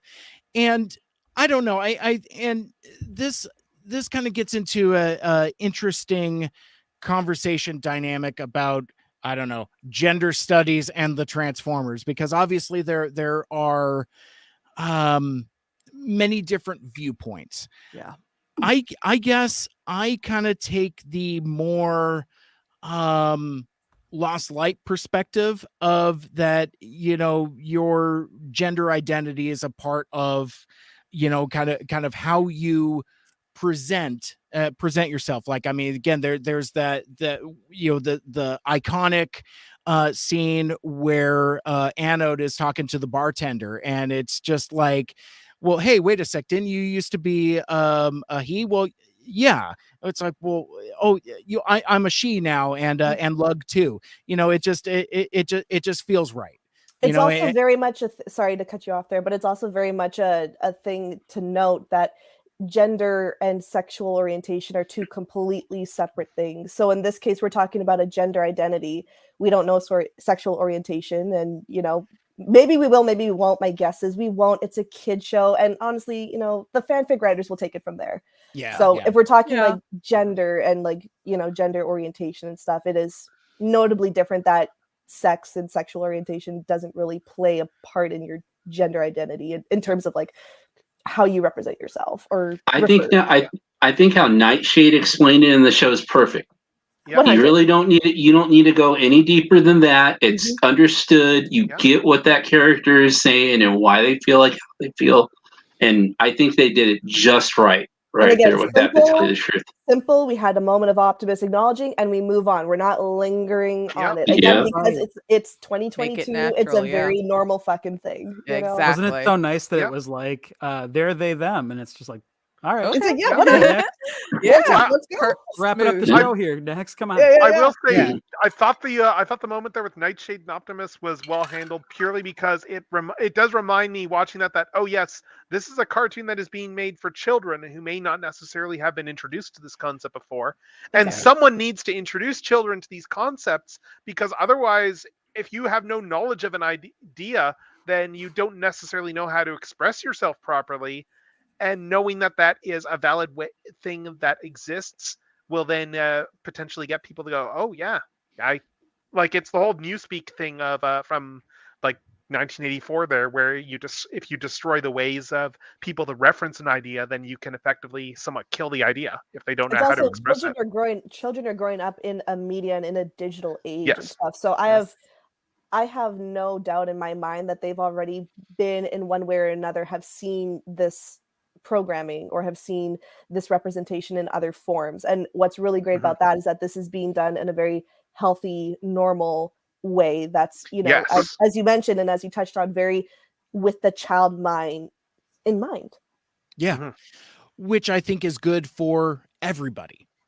Because, even like we're discussing here, it's not as, pardon the term, binary as it's like, again, I'm glad I have friends that are smarter than me and can articulate concepts better than I can. But yeah, the whole concept of gender identity and sexual preference being completely different and those things being all separate. And the folks that get hung up on this stuff get hung up on the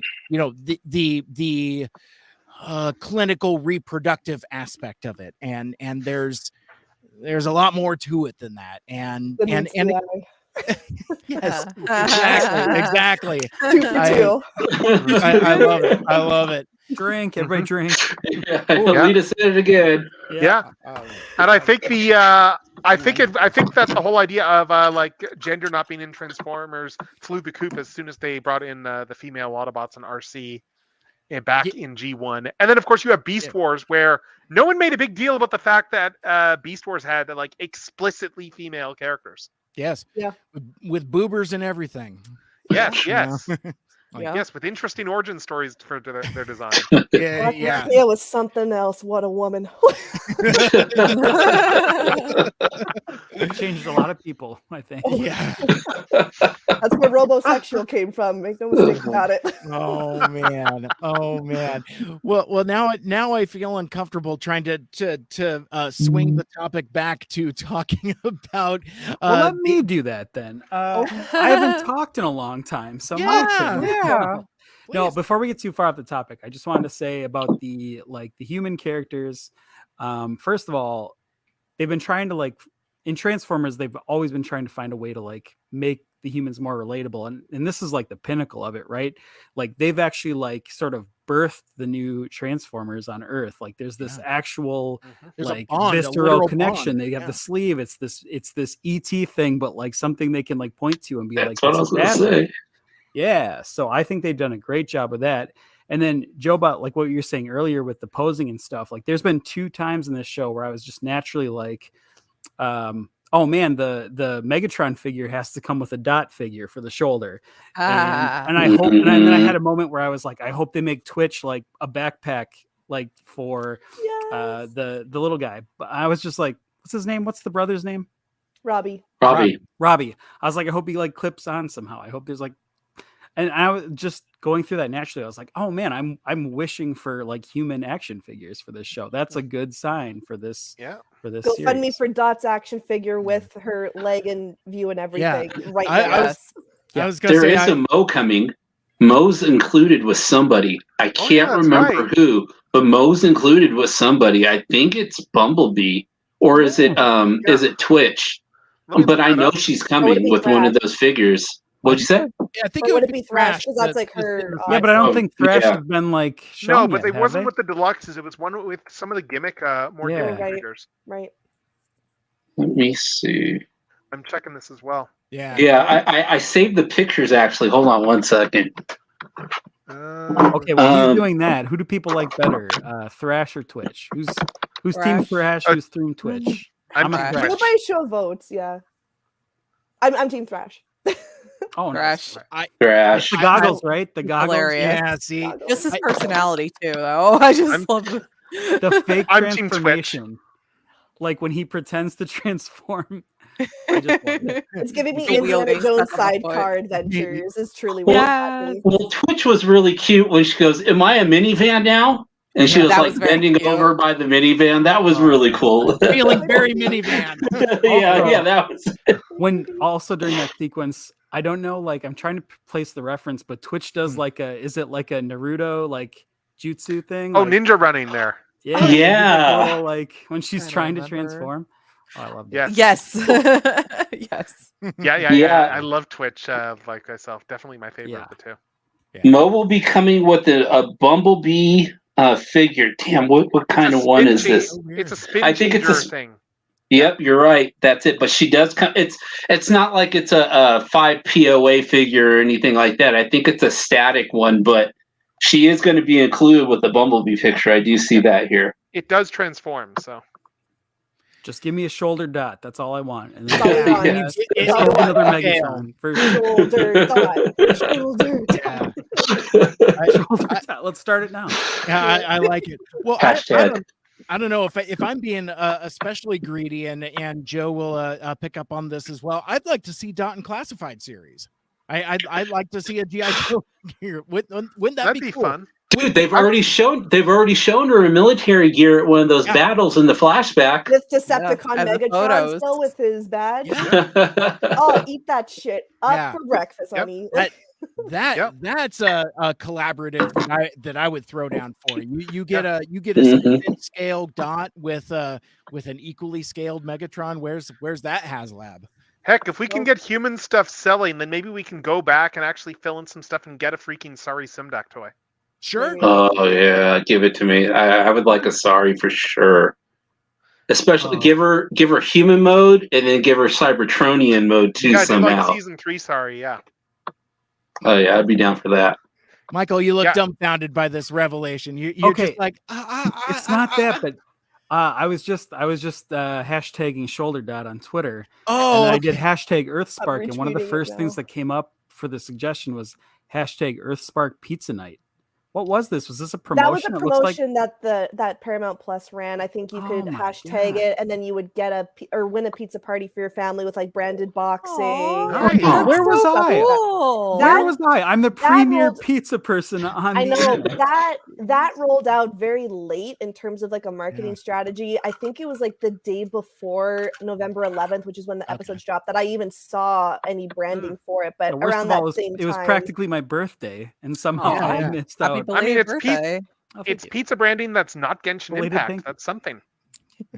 I mean, he's literally pizza tossing Mike. I mean, come on, you got. I know. I need Gotta that help a pizza brother box. out. Someone save your pizza box if you still have it. If the recycling's a little behind, if you could just save that pizza box and send it to me. go to eBay. I'm sure there's one lingering. Yeah, around. there's Oh, yeah, I'm sure Yeah. There might someone's even be got some Oh. crust left over. Like, you Oh get my god, full a experience. deal at $500. Okay, I'm set. By the way, now. has season Buy it. 2 been confirmed yet by Paramount or Yes, season it is? 2, Okay. which was weirdly enough, we were talking about this, I think, a little bit earlier, that the season 2 was greenlit before season 1 had even began to air. And I think it Oh, was so they just after, got it all. yeah, I want to say it was about, what was it, like a month or so before New York Comic-Con, San Diego Comic-Con. Okay. In and Mhm. around that time where it was like announced that, oh, it's greenlit for season 2. So Cool, is it cool. season 2 or is it season 1B? Where are Season we? Oh, 2. okay. All right, Season so it is 2. going to be season 2. Yeah, like separate. Like right Hopefully, now, season 1 is 26 episodes for the flight, but they've split it. I'm assuming, I see. again, as we talked earlier, for the different sweeps markets. Do we know rather. if the contract like has a certain amount of seasons at greenlit, or like it's kind of like after season 2 they got to then get reevaluated to see if they could get more seasons? I think that's re-greenlit? what'll. I think that would happen after February when Yeah. the second half of the season, because then Got it. but they would do at least a general order for 10 episodes. Cool. Would be my cool. guess. I really hope they go more than 3 seasons because unfortunately that seems to be the limit. But there's a lot to mine Curse. here. There's a lot to mine. Yeah, let's try and get Nicole DeBook to at least tie her record for most episodes. Yeah. So go out and support it. Go out and buy the merchandise because it needs to generate the revenue. So listen, Yep.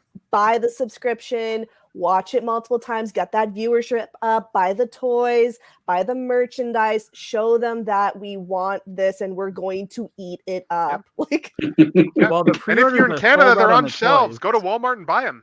Toys R Us, baby. Oh, got a Walmart. Not modern Toys R Us. Not modern Toys R Us. They- Toys R Us took a turn a year ago. All right, if we're going to talk about this, we do need to talk. We're seeing a lot of great things about them, and Mike said I'm the positive guy, but man, did they fumble with the toys. They've just come out with all these episodes. People are feeling really good about the show, and I heard the toys aren't around till February or March, right? Ooh, that's Yeah. yikes. Yeah, and They're I can't starting to believe roll those out are in sold some out. markets. Like, Yeah. I can't even buy like the pre-sale. Oh which man. is especially, I don't know, strange considering they would have hit primetime Christmas market. Yeah, right? Like I have them Definitely. pre-ordered on Pulse, but they're telling me it's not till February, March to expect those to ship out. As I And said, yeah. that's Wow. they're Come up missing to the mark Canada. on They're it. in town here. They just haven't shown up at the Walmart near me because they only showed up last week. Oh, Now, really? granted- Wow. Yeah, they're all over in Canada now. So yeah, Walmart's Which- got end Oh. caps and Which, everything. granted, this could also be like just a purely supply chain issue, like Mhm. as we've seen with Shipping COVID and the issues. pandemic, Yeah. and what's Lot going on delays. in overseas and stuff like that. There's probably delays, I would imagine, because I'm assuming a lot of this is Yep. coming from overseas. I think it's a little bit also they Yeah. didn't know what they had though. Like I think this was like ironically the one time they're like, it's just another dud by Hasbro. We better not make too many. And now like But oh god, everyone I think loves it's it. important to look at to put this in context though with the last several Hasbro shows when you consider that this is actually a very fast turnaround. Like Yeah. Transformers Animated, the toys got pushed back 6 months because retailers wanted movie toys.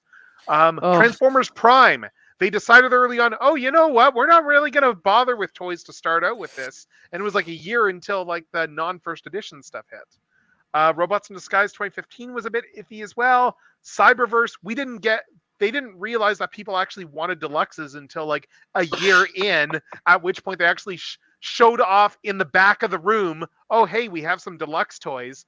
And then everyone lost it over like the stuff that was off to the side in the room. It could also be a forums. situation where they didn't want to potentially have competition for Rise of the Beasts and have two things out to market because they were Right. releasing that trailer soon. So it might have been a conflict. And like, who knows when this was in production during the pandemic? It might have been where currently before Rise of the Beasts had its new launch date, Yes. they would have had all of those things that they had to walk back as well. So Yes, that I would have mean, been this year. All those toys would have been out in the holidays so this year. all the toys would have been on shelves for Christmas, so they probably didn't want to compete for that. Like, yeah, we know there's stuff that's already been manufactured too. Like, look at that Optimus Primal mask The and mask. the fact that Wave 1 is already starting to hit leakers. Mhm. Yeah. I have a toy back here that was supposed to be a Rise of the Beast toys that they put in a late edition Cyberverse release. Oh, yeah, I that think, Optimus. right? Right. Yeah, the one where you push the button and he transforms. Yeah, sorry, it's back here. It's a little hard to get them out. But that was supposed to be a Rise of the Beast toys, and even that got affected by everything too. So I get what Lita's saying, that it just could be a supply thing. It could be the way with the pandemic hit, like distribution and things like that. But man, it would be so nice to have a Twitch and Thrash figure right now. It'd be so cool to have a helicopter Megatron with the spikes on his shoulder. Yeah, I've- Very cool. You know what I mean? Shoulder Like dot, you shoulder would see dot. me with pictures on Shoulder Twitter dot. right now. Shoulder Yeah, dot. shoulder I've got and shoulder friends dot. with You know. Shoulder dot. Yeah. Yeah, I've got friends with those. Yeah. Can we also just talk about how badass it was when they were going into the facility and Megatron's walking and like without even like change, she just casually grabs onto his foot and just hangs on. I'm like, Yeah, that was cool. Losing Yes! my fucking mind. I was like, amazing. Amazing. Yeah, I mean this is Chef this is kiss. truly something we haven't seen in Transformers yet. Amazing. Like Yeah. this human bond between Megatron and her. Mhm. Like Mm-hmm. Yeah. It's Really it's French exciting kiss. I mean, it's French French kiss. French kiss. Forget chef kisses. It's French It's French kiss only. Yeah. love it. It's not just an Autobot Megatron, it's a very season 2 more than meets the eye Autobot Megatron at that.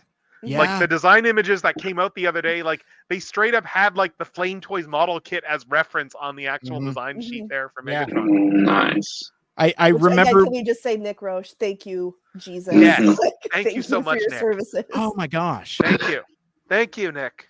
We're not worthy. Well, and French kiss.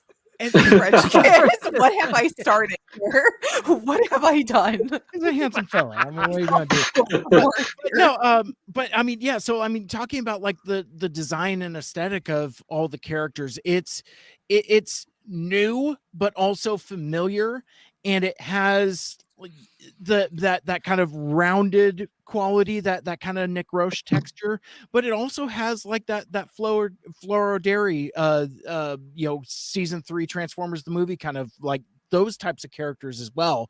I mean, like you kind of see like a bit of like, Cup and Springer and Hot Rod kind of in anytime I see Transformers with like rounded thighs, I always think of like that design aesthetic for sure. And but you get like a little bit of everything. Like you get blocky bots, you get curvy bots, you get a little bit of everything. And I mean, again, talking in terms of like, representation, you get a few different body types. And I think it's not just like everybody is just like one static generic robot. I mean, you got big robots, you got small robots, you got thick bots, you got svelte bots, lithe characters. And it's like, I mean, it's just really cool because again, being a G1er, that this wasn't something that we necessarily got. We got like bots that were blocky and big, or blocky and small, or blocky and medium. Or blocky with wings. Take your pick. Like, blocky. do you like tires or wings? It's like these are your choices. Occasionally tank McDonald's value menu of what you can get. Exactly. Build a character. And then sometimes blocky without kibble if it's season 1. Yeah. Yes.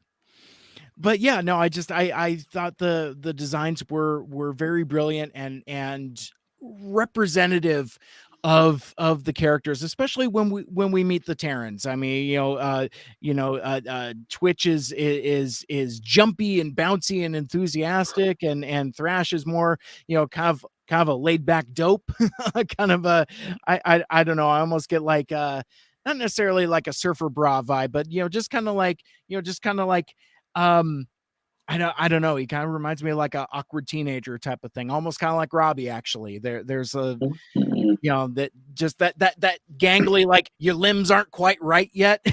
You don't quite know how to walk yet as an adult person. But no, I thought the designs were just really cool. As we kind of get back into I don't know, so the episode discussions, because like we have like so many characters we haven't even talked about. We haven't even talked about our beloved mascot yet. But Fluffy ears. It's coming. It's coming. And anything about like the first 2 episodes, Secret Legacy Part 1 and 2, it kind of like sets the stage, kind of ends on a cliffhanger. I forget, is that when we get the G1 flashback, or is that later? Okay. Yeah, of course. I kind of like tried to shotgun all of the episodes very quickly last night. So it's I almost wish I hadn't, because it kind of blurred stuff together more so than I needed it to. It's like stuff that wasn't tangled up is now kind of tangled up. But I did want to touch on the flashback briefly before we moved too much further, because like I was chatting with some of my friends, and back when like when the show first dropped, I had said, well, there was a moment in the first couple episodes that just made me howl and cackle to the point where it was uncomfortable. Like I'm like a De Niro in Cape Fear, just laughing and in the movie theater, just like laughing my fool face off. And it was how deftly and how clever that flashback is. First of all, like, I mean, you see the animation style change, and what they're invoking, and that's exciting enough. But then this is probably the nerdiest thing I'll say on this episode. The goddamn aspect ratio change. Yeah. Like, oh my God! I lost it. I just absolutely lost it, because they didn't have to do that. You know what I mean? It's like French kiss. It's French kiss. What did I start? Thank Is this the inside joke now? Yeah, it's so good. We're gonna put it on buttons, I'm sure. Sally That's gonna leaving. become like a shirt now for Mike. Yeah. If you ever Yeah, make I merch, mean, I'll wear French it in kiss. LA. French kiss. You, French kiss. you know, I'm too much of a nerd when I was watching that and fixating on the goddamn, why did they animate Megatron like the with the Combiner Wars leader class proportions there? Yeah. This is I all like that wrong. they added the animation errors. I kept watching them and I was like, Yes. good shit, Yeah. good shit. They I did mean, good on that. It's all like this, like more than meets the eye part 2 stuff, where it's like, it's like all the off model stuff, and Loved and it. again, it was Mhm. all deliberate, and Yeah. it's just like I couldn't believe it, but like the thing that really just really sang my song is like when you get to the one shall stand, one shall fall thing, and then that is like one of the most like earnest, serious things, and to hear these kids tell this story, and just it takes the Can I do this part? Yeah, can I do Yeah, this? can I do this part? And then just turns to the camera like Jim from Office style. And it's like, yeah. I mean, I was just howling, and it's like I feel like that sequence was made for me, and it's like, and I'm sure everyone else did also, which makes it so special. But like, you get a lot of backstory very quickly within those flashbacks, and it's like, Yeah. and Yeah. it becomes Sally, one I of those. think you have. Oh, Oh yeah, go I ahead. I Sorry. don't want to interrupt, but like No, I no. don't want to go too deep into this because I know we want to talk about the episodes, but you got to wonder how much they stuck canon wise to the original series with that, because there's characters who died who are now in the show, like Wheeljack, and I'm like, what? So characters how? that we never saw again, aside from one episode, who are now chilling on Earth. Yeah, I Mhm. love. Well, I mean, that. Optimus By the Prime way- is alive. Oh wait, he did come back, but it's Megatron and not Galvatron. I'm Just just saying. yeah, Mhm. like I'm just wondering how much they're sticking to the original storyline, because there's a lot from the original G1, but then there are different things like the Wheeljack episode, which is wholesome as all hell. They've never done Totally. something like that before, and I Yeah, adored yeah. that episode. But I'm God, just that curious. angle, yes. Yeah, I'm just curious how many more elements they're going to pull that stay canon to this show and the original series, and then what they're keeping out, like Wheeljack, for instance. Mhm. I think they're going to play it fast and loose. That's kind of the way I was taking it. It's like, hey, we're throwing this in here for you. Don't get too worked up about it because we got Yeah. a story to tell too. Yeah, Yeah. I take it as That's- as a nice little, nod and wink to where we've all come from, and especially with the aspect ratio, the animation Yeah. style. But Yeah. I agree with Joe, where it's like it's probably going to be very loose, and they're like, okay, now that we have retold the story that's as old as time, we can continue on. Yeah, And- I mean, God forbid we do something new. Yeah, I mean, Yeah. one would've thing we thought? barely touched on throughout this whole podcast, though, is like the character that is like a major central element of the two-parter, that being Dr. Meridian himself, the Mandroid. That's Android. right. I got thoughts on him once we get to him. Though I've had some theories on him myself too. Diedrich Bader knocking it out of the park. Oh my gosh. Oh yeah, So freaking good. So freaking good. Well, Jethro. yeah, exactly. Second best Batman. So I mean, I guess to kind of cap off the flashback, I mean, you guys already mentioned a lot of the things I wanted to touch on, but basically, like, because of the character mix, it can't be a continuation of G1, because it's like, the movie didn't happen, that kind of thing, and Mhm. and I think you get a signal of that right away when just in the character mix. You see Alita, you see Grimlock, and it's just like, it's like there's a mix of characters that don't belong in that sequence, and to me, that tells me that it's I don't know if we're doing like a Kelvin style universe thing where it's like it is something that's different, but I think it's just basically like a fan servicey type of thing, and for kids, it's like it's a visual signal to like, oh well, this is it's a flashback to a past time. But for folks like us, it'd be like, oh okay, they're trying to tossing me some bones, they're tossing me some stuff, tossing stuff our way, and then And then the clickbait. Yeah. Eat that shit up. In my veins. And then there's even stuff for the clickbaiters because then they get to go, oh, hey, stuff I get to complain about on my stream. Yes. I can make money off of complaining about this. Woo, yes. Time to drink some tears, boys. Everybody knows that Wheeljack died in 1986 and he wasn't around at this time. This is why this show is bad. This is a slap in the face to all fans of the Generation 1 cartoon. The indignity of having Grimlock there, my God. This isn't my headcanon. The nerve. Female. Hashtag G1 fails. Female. God. The My women. How dare they? Yeah. Oh, No, you need to say that with a Ferengi voice. how dare they? Oh, I can't get my voice. Can we make toys? No. Good. Oh my Came God. back at the wrong time. I don't want to know what that was in reference Welcome to. back, Mike. Move forward. He's back. Stop. Stop making fun of him. Stop. Come on. You came back at the right time, actually, because there was a reference I was kind of stuffing in my back pocket for you to return. We're capping off our discussion of the flashback and how it explicitly does not fit into G1 canon, and it reminds me of the propaganda video at the beginning of Transformers Animated, where it's like, we're using actual footage from the cartoon, but it's like TFA is not a continuation of G1. It literally cannot be, but we still find a way to repurpose and invoke that aesthetic to where it's like, oh, I see what you did there. I see those Guardian robots. I know what's up. But yeah, it's like it can't be, it just can't because of, the characters and the situations and all of that.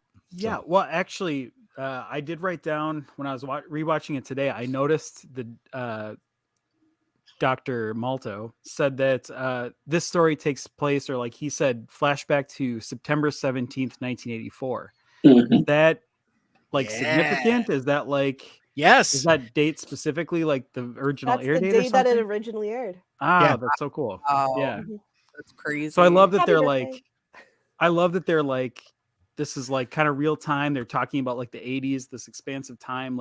It's getting a little bit more tied to the the real world, and and that goes along with the Bumblebee merch too. Just that it exists, that this is how it would be. If Transformers came to Earth and everybody knew about it, there'd be stuff, there'd be things, there'd be propaganda posters. Yes, I love how absolute grounded drip this is. that Alex Malto has. Mm. That better be on shelves. I swear to Christ. Yes, they need to do that.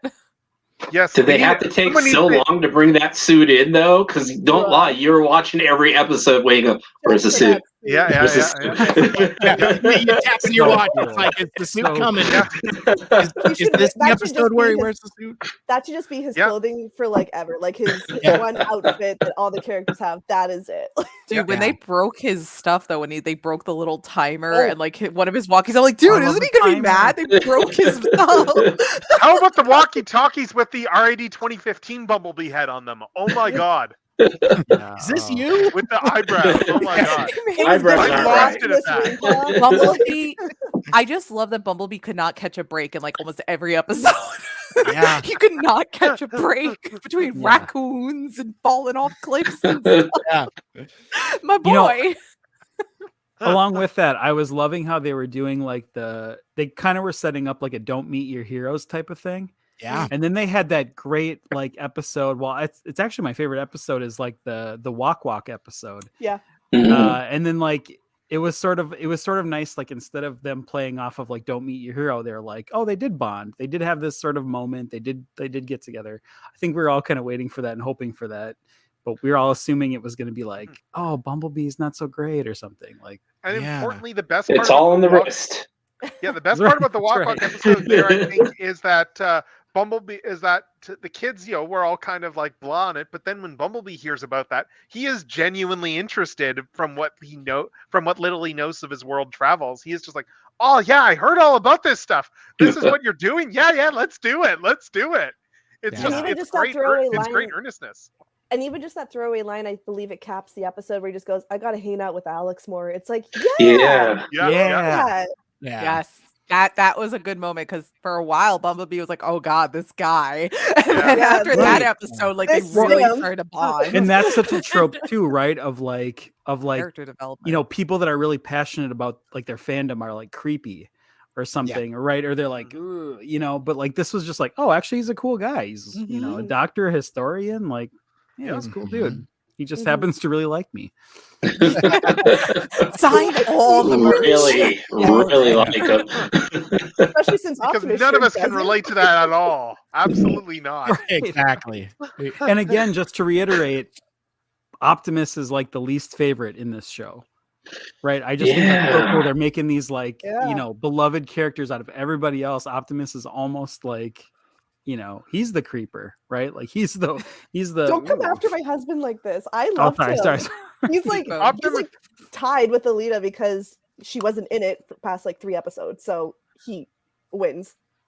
Optimus he's going to get his moment eventually. You can see it coming. He's questioning Ghost. He's beginning to relate more to the new characters. They're not giving us G1. That's like Mike understands this. Like that's like our space robot dad from guys who were from back then. He was relatable. He was cool. He was shooting hoops with the Autobots. He was talking about booby traps. You know what I mean? Amazing. Like he was just awesome to us when we were kids. Yeah. And they didn't start him off like that in this series. He's kind of the outsider. He's kind of the awkward dad that you just kind of roll your eyes at when he tries to do something. But you can tell he's beginning to get smarter about things. He's talking to Megatron more about the way things are. You can kind of see that he's going to come around to this eventually. I'm waiting for that moment, though. So Optimus fans are going to eat then. But he's definitely not there yet. He's definitely not there right now. So like, very different.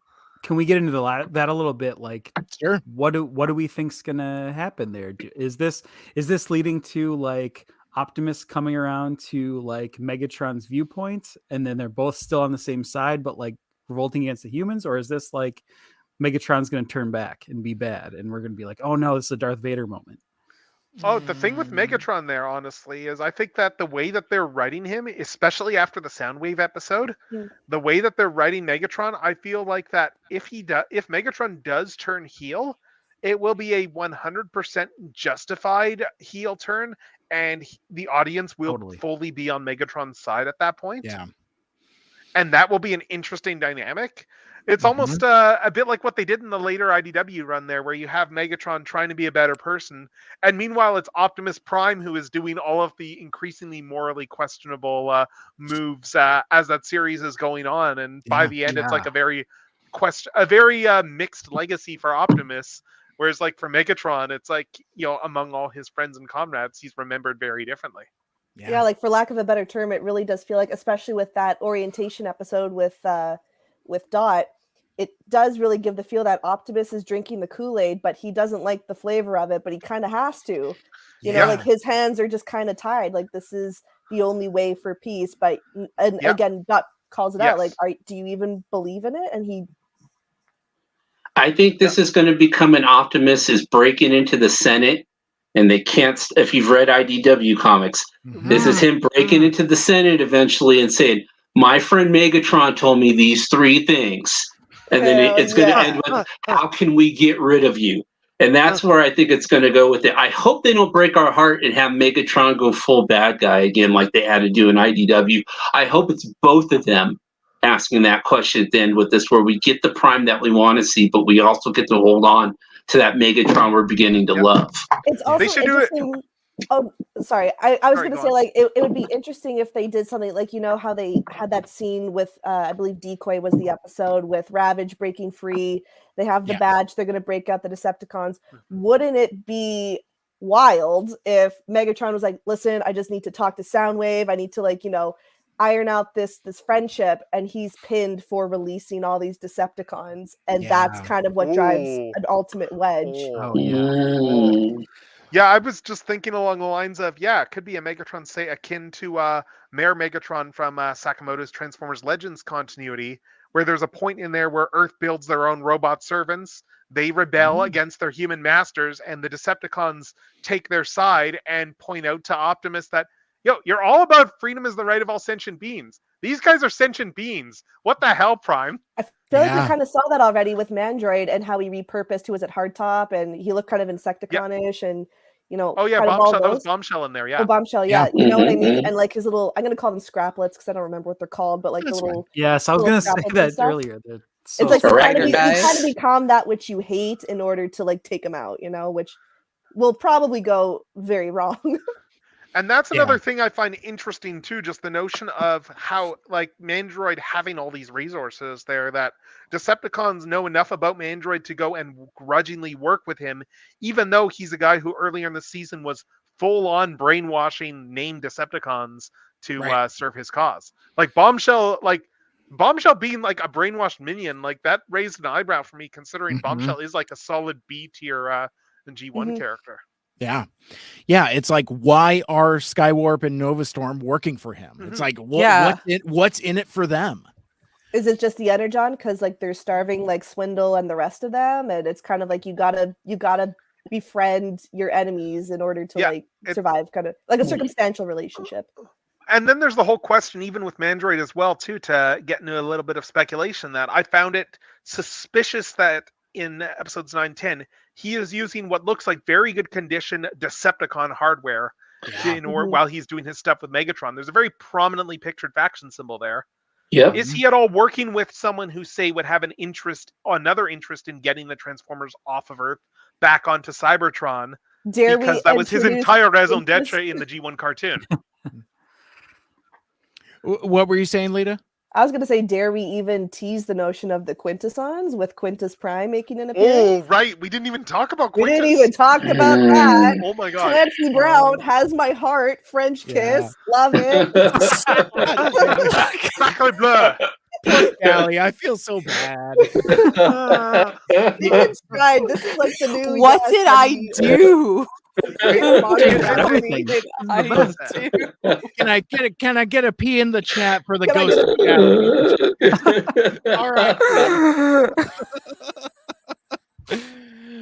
But hey, I know we're talking about Mandroid, but did anybody else notice that he recognized the Malto last name when it was on Dot's name tag? And then he recognized Alex when he looked at him in the camera in the last episode? Yes. That's going to be cool to see that.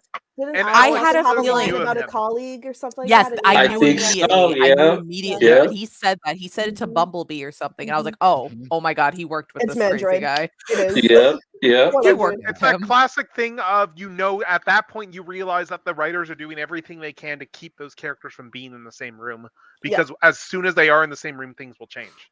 Mm-hmm. It's like Clone Wars. It's like with Clone Wars, where they had to explicitly make sure Anakin and Grievous were never in the same room because of the fact that they met for the first time in Revenge of the Sith. Yeah. So they were never. So they had to always engineer it so that they were never actually in the same room together. I think Mandroid comes back, and that's going to be the linchpin of him coming back. It's, I know where your family is. I know who you are, and this is how I come back and get my revenge. It's going to ratchet up some kind of drama with them, and I'm looking forward to it, though. That'll be awesome. Also, interestingly, because these Terrans are still ostensibly secrets to Ghost, does he then go to Ghost and give them this intel? Oh, yes, and Mark Evan Jackson knows about them, though. Now they have more to hide. Optimus and and Megatron, of course, and like a bad, like maybe they're all just evil, and we've just been played suckers, Yeah, what about morally dubious Mark Evan Jackson? I mean, Mark Evan Jackson is a fantastic character actor. I remember when the episodes showed up, I got pointed out that if this was done a decade ago, that would be the Patrick Warburton role. Oh, yes. Oh, yeah, for sure. Because Mark Evan Jackson does those kinds of parts these days, but like a decade ago, that was all Patrick Warburton doing those types of bit parts. There's still room for him, though. He was good at that. Oh, yeah. I love Patrick Warburton in this house. Kronk forever. Yes. I have loved Mark Evan Jackson ever since both Brooklyn Nine-Nine and The Good Place. So, yeah, absolutely. So, Joe, you had mentioned earlier when we were talking about Mandroid that you had extensive notes. Have we gone through some of your notes already, or is now the time? The first thing was the Malto connection. Yeah. The second thing is, okay, Dot lost a leg, he lost an arm. How did they lose these arms? I know he's saying that I Autobots was a friendly scientist. fire. Exactly. That was another thing I was looking at there. The third, does anybody else get a feeling that he's been involved with ghosts somehow? Yes. Like he's got some kind of connection to them some way. Was he on the ground floor with that and then went off on his own because he didn't think they were extreme enough for something like that? Like, I don't think we're done with him, is what I was saying. Just because he was the first big bad in the season and he's falling into a lake and he's missing no now. body, no death. We saw no Thank body. you. Thank you. Absolutely. He ain't done learned. yet. We're wise. So those are my three things and I really want a Arachnamech army builders. I really want those guys, his little assistants.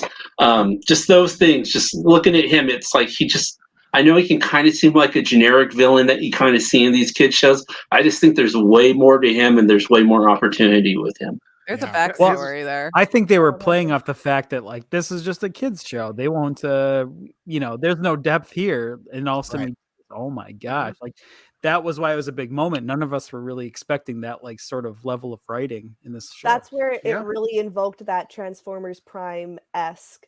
I would say as well. Where it's like it's a show for adults disguised as a kid show. I mean, they were like when he was getting ready to the mom, what's her name? Dot. I mean, it was pretty implied what that spider thing was about to do to her. I'm like, whoa. Whoa. Yeah. It got dark. Yeah, And there then was a when the couple kids moments and where it was like everything were there, he's like, okay, I don't care if your kids are on my camera. I'm taking them out too. It's like, oh my God. No witnesses. So here's a speculation bit I've been wondering about as well with regards to Mandroid. Like that toy has 2 robot arms. That second robot arm does not match any of the characters we have seen so far, unless it matches the Earth modes of the new Terrans. Right, which we have not seen yet. Because I thought at first it might have been Swindle's, except then I looked closely. It's like, oh no, that's not Swindle's arm. That is an arm we have not seen yet. Well, he wanted Megatron's arm. Yeah. No, go ahead, Joe. I'll say my piece after you. Oh no, I was just saying that they were making it a big point that he was going for Megatron's arm, but maybe that's a deep to us that we're supposed to think that's where they're going, and it's going to be something else. He went for Prime's art first. Yeah, everybody's right. He's building his own, but it also leads to question, and this could be a misdirect or whatever, but again, we're seeing Grimlock prominently in these flashbacks. Where's Grimlock? Also, he's on the back of one of the packaging, and it's like, has he gotten his hands on a couple of the Autobots on the low key? Yeah. Because there's not a lot of them right now so far on the show. What is there, 4 or 5 of them? That's all we've seen. Where are the rest of the Autobots? Well, and fewer still, we assume, are aligned with ghosts. Like I believe RC was canonically Wheeljack. I don't believe had a ghost symbol, but he might have. I don't. He's aligned with them anyway because he's making equipment like the drones. Yes, and then like Bumblebee, that. Bumblebee is like fully outside of ghost. So I think if we just presume it's Optimus, Megatron, Alita, and RC. That's probably the only ghost spots that we've seen, and there's probably tons in hiding. I got a little lost at one point, though. Like, what happened to Swindle's brother after that one episode? Like, where'd he go? Because I don't know if I got lost with it. Is that it? Like, is that what happened? Okay, yeah, I got Ghost so got him at the end of the pilot. Yeah, I was like, where'd he go? Is he in the basement? He's in ghost jail. And then Swindle's just somewhere. Right. Swindle's hanging out doing skateboarding. I loved Swindle. Him and Tony Hawk are gonna partner up. I need it. Yeah. And speaking of ghost jail, how about the surprise figure in the jail? Yeah. Did anyone else, as soon as they heard that laugh, just stop? As soon as they saw the figure, I know. No, I was like, okay, that voice. As soon as I heard that laugh, I stopped and went, I know that voice. Yeah. Did they actually? Where's the credits? Oh my God. It's sure enough. That is the best kept secret of this show. Yeah. Yeah, I totally think so. And it was interesting. We were talking about like speculation and like, where Megatron's allegiances are gonna lie and what's gonna happen. And the thing I didn't want to break the flow, but the thing I was gonna throw at the group also, it's like, well, it's not finding good that we're talking about all this, but Starscream is coming. I mean, it's like we know, we know there's going to be a fly in the ointment somewhere. Divorce paper team up with him and Soundwave. It's coming. They got the kids, they got the prison, they got all of it. Oh my gosh. Yeah, and let's team up. Yes, Starscream. So good. That was good. Starscream looked good too. Yeah. That design looked good. I mean, Soundwave probably has the best glow up out of anybody, but Starscream looked good in that scene too, though. Soundwave said "revenge body" and never looked back. Yeah. He got that gym membership and he got fit.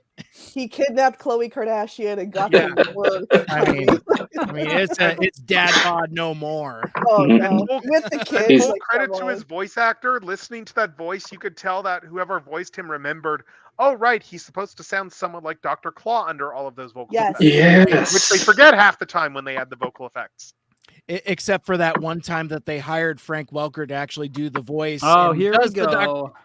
Yes, RED 2015. No, what was it? What was it? Fucking Revenge of the Fallen?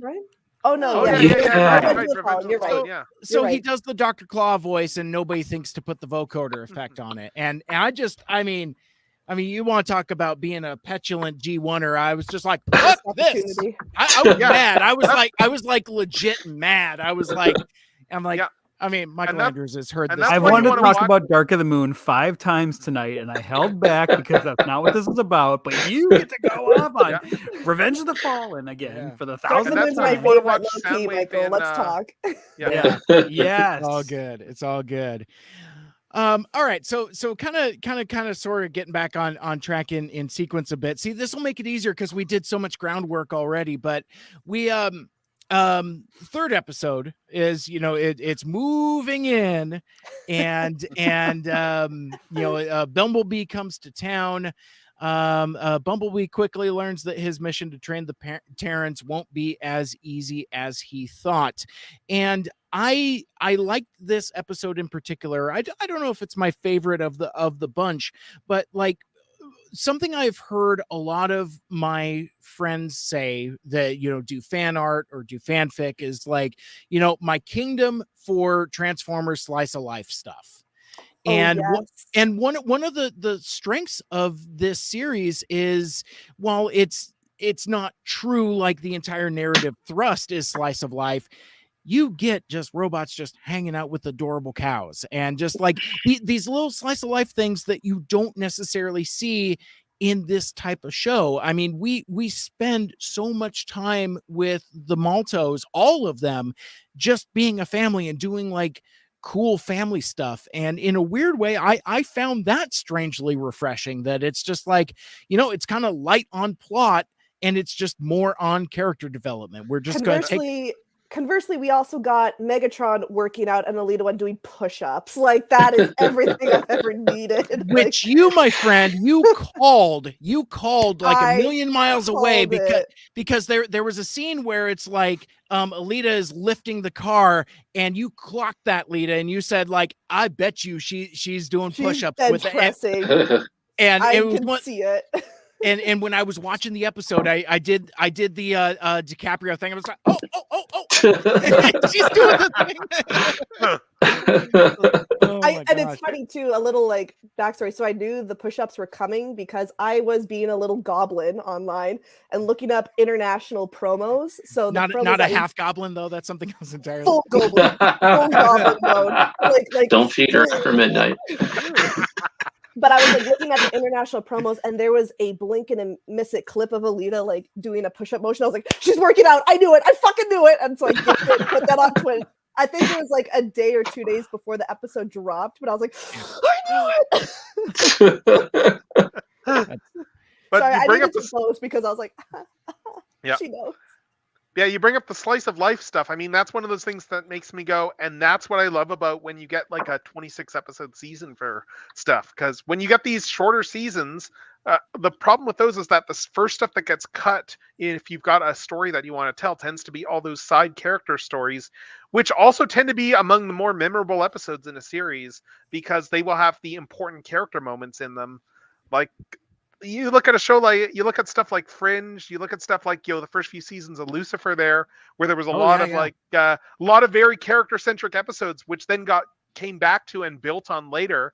So when you have the more tighter story stuff, at that point, you know who the characters are. They're all established and you've got actual characters to the side characters. Mm-hmm. I mean, even the cow's a side character now. Yeah, you got to kind of decanter the wine a little bit in order for it to breathe and get the full range and palette of the flavor. Yeah, and people forget that these days with the modern streaming era of shows. Don't get me started on the 6-episode streaming thing. I will go ballistic. Man, fuck that. Fuck that hard. So Joe, you seem to be specifically attached to old Fluffy Ears. Fluffy Ears just kind of stuck out to me right away. The way they were all kind of just doting on her in that episode. I'm an animal person, so I can totally get it when she kind of like lock into a specific animal and go, oh, "Isn't this thing the cutest?" Look, I know it's a kid's show. I know when the cows get out, they're all not going to run on the tracks and get hit by the train. But God damn it, I was a little worried there for a second. I knew there was a lesson coming with it. And I sure as hell knew that once all the cows turned around, I knew Fluffy Ears wasn't going to be there. So I knew it was going to be something with Fluffy Ears. We got to go protect her. Somebody's going to learn a lesson and everybody's going to come out okay. But I didn't like that they put Fluffy Ears in danger. That's all I'm saying. That was the white knuckle moment for me of the series. I was like, oh my God, are they gonna K-word the cow? Like, no. Yeah, exactly. Monsters. Well, and it's just, it's one of those things where it's a reminder that not only is it's a kid show, but it's a good kid show. Like, kid shows should have valuable lessons and stuff like that in there. And again, I found it weirdly refreshing because, like, at my age and the stuff that I'm interested in, I don't consume a lot of content that is made for a younger audience. So it was again, it was kind of a breath of fresh air and weirdly refreshing to be like, oh no, we're just learning a lesson. Very similar to the next episode when the kids get in Swindle's thrall and it's all just basically like but again, it's just like kind of like not after school special, but like after school cartoons type of just like life lesson stuff that's you kind of forget that you don't have an appetite for until you watch it. It's like, oh no, I love this shit. This is good stuff. It's always a great marker of great writing when you can have actions that have consequences, I would say, in terms of like the action is set up, but you get like a light reprimand or you get away with it. So what really do you learn? Because everything turned out all right. But in case of Fluffy Ears, I was like, this is the consequence of bad actions. Like, I am sweating. Well, the stuff with Swindle in the next episode was great because you know that the kids are eventually going to come to a realization of it, but goddamn, Swindle was just chewing those scenes up. Yes. I'm going to take your family next. Have fun watching them with me. Like, that stuff was so good too, though. Somebody said it's on site, motherfucker. And like, thinking about like it was WWE Raw. I was like, nice. Love that. God, yeah. Yeah, I love Swindle. So just seeing how much screen time he got in episode 4 was like, oh my God. Oh. And it's a cool character design too. Like it's absolutely. Yeah, cool. Very evocative of what I guess you would consider evergreen Swindle to be like, with like the big eyes and the burnt orange, brown, and purple color scheme. I mean, it looks great. And it's I mean, I'm sure this has been legislated in other places, but has there ever been a member of any combiner team to break out and be like their own character. I mean, like Swindle, he exists in more than a couple places as his own unique character, completely divorced from Combaticons. And I mean, like I don't know, it feels to me like, yeah, I mean, obviously I look at it through more of the G1 lens, where most of the special teams members are all just kind of very generic and very samey. Like all the aerial bots are pretty much the same, all the Protectobots, Technobots, even some of the Constructicons to an extent. I mean, it's like, you get little flashes of personality between Scrapper and Hook and things like that, but Mixmaster too, to an extent. But I mean, like, the Stunticons, I mean, they're all just they're all just rowdy car bros. And but yeah, there's something about Swindle where it's like, he's become enough of a breakout to where he's this own standalone character. And I think it's really cool. And I like that they're continuing with these classic characters and finding new ways to have them still be on brand, but still and on model and on personality, but still giving them something new to do. I think Swindle's a perfect character for that type of story where it's like, ooh, it's the bad guy charmer, trying to woo these vulnerable kids away with it.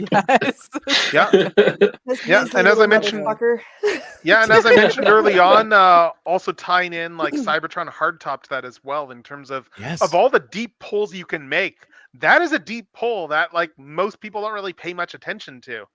Unless you're, say, like we're buying, if you like in 06 buying toys and being like, oh my God, they did a new Swindle toy. Yeah, it's a repaint of this guy, but it's a new Swindle toy. This is awesome. Times were lean back then too. It was a big deal when you got a repaint of a G1 character from another mold. Yeah. Mm-hmm. Like Breakdown GTS. Who remembers how that was like everyone's stand-in cup? Yeah. So as we continue to push through, I get the feeling like this last run is going to go pretty quickly. Anything else in the House Rules episode? It's like, you get family game night to cap things off, but anything else that sticks out that we have not mentioned? I don't think so. I take that as a no. We move on to episode 5, halfway. We're averaging one episode per hour, so we're doing. I love it. Great. We're halfway there. It's only 12:20 a.m. here. I know, right? That is You're the Mike in it Cyber now. promise. Double album. Fire mixtape. So straight out of Cybertron. So in episode 5, classified, Ghost Special Agent Shoulder Dot pursues Twitch after mistaking her for a Decepticon. Meanwhile, Dot is put through Ghost orientation, where she learns that her employer's intentions may not be what they seem. AKA Optimus Prime just violates civil rights and has Optimus Prime, actual war criminal. Yeah. Like actual one. And again, dead brochures, so it's fine. Yeah, they're colorful. I love brochures and the brochures wheel. were great. The training video. I was like, what is this from the 1980s too? I hope so. There's nothing more military than that. Also, I just love Bumblebee being such a sports car in that episode because I'm a big car fanatic. So I was just loving. He's like, "Don't you dare eat in me! Get this guy out!" Yeah. I really love that moment where Schloter was like, "I need to drive your car." Like he totally breaks his like tough guy routine. He's like, I gotta drive this car. I was geeking out so much because I just love Bumblebee's design so much because I just love cars. I'm like, yes, this is my episode. Cool. I was going to ask you about that. What you thought about Bumblebee? Because I love it. He's definitely based off like a Ford GT, like a newer Ford GT, I believe, with like a little Ferrari or something in there. But I was like, yes, midlife crisis Bumblebee. On fucking point. clocked that Well, in a But second. I was just dying with the drinks and the crumbs because I'm that way with my Challenger. And I'm like, one Sure. time my friend spilled hot cocoa all over my backseat. I wanted to murder her. I was like, "You bitch! You're cleaning that." what was But his I'm like line? that. What was his The- line? Cushy on the tushy? Yeah. What Yeah. did he say? Cushy I'm for the like, tushy this or just something? got so awkward. Poor B. So Yeah. Poor B. Yeah. Spoken by a robot that is more likely than not had greasy humans reproducing in him. So it's just like Oh I'm God. sure Ugh. God. I'm sure he's a little sensitive to the interior. He has Mike pink- Cybert After Dark, huh? Yeah. All right. Wow. Started playing that Well, So after 6, Oh. started playing Dot and Alex's son. I was getting a little nervous. Like, what's gonna happen Is it here? purple in here? Yeah, purple Yeah. smoke. Well, As if it wasn't Prince. Like, come on. yeah, exactly.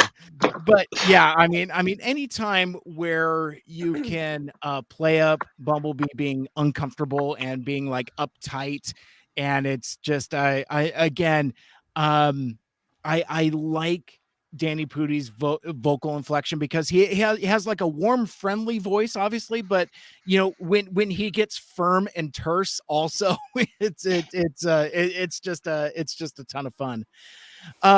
So the next episode after that is episode 6, Traditions. That's the walk episode that we talked pretty So good. extensively about. So good. So we touched on a bunch of stuff. We talked about Wheeljack a little bit. But did anybody have more notes about Wheeljack or anything about the walk episode? Yes. I see all the hands going up. All of us. All of Matt, you us. go first. I just want to say again, this show went and took a turn that I've never seen in any other Transformers one, where they were like referencing, even though it wasn't like they're actually that like parent child, like actually been like, "You're my dad," like another Transformer actually being called a dad, and I'm like, this has never. I've wanted this for years in some way, shape, or form. They finally did it. And to your Yeah. point, Wheeljack then had a line where it was like, "Oh, like what family traditions do you have on Cybertron?" And he's like, and so it's like, okay, so families on Cybertron Family! are canonical. Aside Yes! from also getting that line Yes! from Swindle about hard, whatever his name is, I'm getting them all jumbled. Getting like him being his brother. So it's like, Yes. okay, so are we taking this literally? Like family is canon. There are family traditions. Because Yes. Wheeljack then goes, "Here, let me show you." So it's like, oh, we got family. Yes. Patrick Renner's like, write that down. I just love the part too where Wheeljack, she's like, "So you're my dad too," and he's like, "Oh, that's not how it works." I was like, "Oh yeah, Wheeljack, how does it work?" I thought Go I thought- on. I thought the whole Wheeljack stuff was an excellent example of just setup and payoff too, because in the first episode they specifically name dropped that the drones were built by Wheeljack. Yeah. And then like Twitch finds the drone and scans it, and then they just the way they called back to that in such an organic manner to just build an entire plot point off of the fact that it was Wheeljack who designed the drones was fantastic. Incidentally, I hope Twitch didn't copy the parts of the drones that tend to make them go boom, because it's a Wheeljack convention. Oh, gosh, Yeah. Well, she made one go boom, right? Didn't she shoot one down? Do I remember But that? I at hope all? that Twitch didn't replicate that drone design too closely. Just saying. So far, we've had good luck, so I'd say I think we're safe. I think she has some pretty thick plot armor in that aspect. Yeah. True. Quite so. But yeah, that was fun though. Just like it's interesting just how many different voices Wheeljack has had over the course of the franchise too. Like, Yes. friend was remarking that the other day, that we've had so many different takes on Wheeljack, vocally speaking. This Yosemite Yeah. Sam motherfucker has me. Like, I love him. And then also, I made a meme of it today, but I truly was rewatching the episodes for this podcast, and I was like, I've seen this before. And then I was like, oh my god, it's Walter White by another name. Oh my That god. goatee is what got me. I was like, Yeah. Oh yeah, I saw that post. Oh my god. Yeah. Well, I was gonna say yeah. I'm a sucker for a snowy beard. I thought that was such a great touch and a way to in its own kind of way still homage his original face design. I mean, obviously, Yes. it's vertical lines instead of horizontal lines, and he actually has a mouth, but still, it's like you look at it and it still it's still Wheeljack. I mean, it's not like a name swap type of thing. I mean, he is definitely Wheeljack for sure. Right. So I mean, he has the side head things, right? yeah, Do I remember that? Yeah, the that's fins. Wheeljack right there. Yeah, that's Wheeljack. I don't remember if they yeah. glow when he speaks though. No, I don't think think they they did, but but they were fine. painted They were blue, there. so they're blue. They were kind blue, of like a yes. subtle They are blue. blue. all the time. Yes. Yeah, definitely. Oh, and at least he's not. At least he wasn't like Q. That's all I'm going to say. At least it wasn't Albert Einstein as a Transformer. Sorry, Michael. I know I'm probably No, you're shooting a good. shot at you for that one. I still don't like that head Still like design. it. I still can't follow it properly. I will say also confirmation he is not part of Ghost. Oh yeah, right. Oh, Right, yeah. there we So go. he is operating true. outside, Yeah. which is again interesting that Alita meant or has that threat that thing to Prime where it's like, oh, tell Wheeljack that is like text. So it's like, Alita, tell him yourself. Like, are you not in contact with him? Like, Did RC Wow. have the ghost symbol though? I don't remember. She if does. he did. Oh, she Yeah. does? Oh, okay. Yeah, RC Muscle Car definitely does. That's just what I call her now. Where it's like it was one of the promos where it was like the character name and their alt mode. So it was Yes. like, it was like RC all terrain Jeep or truck or whatever Alita SUV 1, maybe. all terrain. Yeah, 4x4. all terrain. That's what it was. Yeah, And it's RC's like, the badass 1950s car, like a Bel I Air. love it. Who has Oh, the yeah. hula dancer on her dash? We I love was- that. She is fantastic. I just She love the likes thick 360 they've boys, done with too. her. She likes them big. She's Moto by another name. Yeah, We gotta get some toys for some of these. right, exactly. I just RC fans are dining good this year. I mean, it's like, and the thing that I like about RC, I mean, I know we're in the Alita Assance. I get it. I understand it. But I appreciate that RC as a character has that kind of flexibility where she can be both a 1950s muscle car and a 90s roller babe, and it all tracks. It's like there's nothing about it where I'm like, hey, that doesn't check out. It's like it all works. And all of them, I mean, no disrespect to any of the current voice actors for RC, but it's like in my imagination, I can imagine Sue Blue voicing all of them and all of the because she just has like a sassy, powerful, competent, but still like warm and compassionate delivery that I just think makes that character a little extra special. Very timeless Yes. performance. You're right. Yes. Well said. Yeah. I love how you said in one word the thing it took me half a dozen words to say. You can author your honor. Especially when she was like, "What did you say to me?" They're like, "Oh, scary woman." Again, Yes. consequences. Yes. People karate chop me. Yeah. Yes. She got them legs. Honey. And She her had, like, attitude the of, action figure "Finally." judo, yeah. Like, I like that aspect too, just the idea that RC was deliberately being the hard ass specifically Yeah. just to try and get them to grow a backbone. Yeah. Love It was that. very much giving me like older, maybe like a little like out of touch big sister energy, or like the cool Yeah. cousin that you only see at Christmas parties. Like, Yeah. The one they'll like sneak you cigarettes or something like that. oh, yeah, It might the actually cool like one. or take you to the R-rated movies or something like that. Yes. Kinda like that cool older one that'll get you in a little bit of trouble, but not too much. The one who takes the kids to a battle, like when they've just Yeah. been digging trenches all day. Well, they earned it. She really was like, trial by literal fire. Let's go, you're ready. Absolutely. RC is alt mode. I don't think anyone's gonna get this reference, old or young, but the Fab One from Thunderbirds. Is anyone a Thunderbirds fan from Mm. I'm aware of is it, but that- that's about it. anywhere in Is that the history? one with the puppets? Yeah, that's it was with like the the puppets, original yeah. Team America World Police. Yes, America the was one that great. inspired Team America, Yeah, well, look up the Fab One from Thunderbirds. I feel Okay. like they're homaging that for RC. Yeah. That's a great Well, she's observation. definitely supposed to be a Bel Air, so I like that though. The Let's see what you're reference to referencing. that, Okay. that's legit. Oh, sure. Yeah, I could see that. I see it. Yeah. I'm like the middle child here. I thought like the old people here on this call would get that reference. Like, come on. I think Us older guys have No one probably gets forgotten a lot of that stuff, so forgive us too. You know what I mean? It's been yeah. 84 Plus, it depends on where you years. grew up too. Yeah, Like, I mean, people who grew up in the UK are probably going to be more likely to know Thunderbirds Oh, than we are. Right. True. that's true.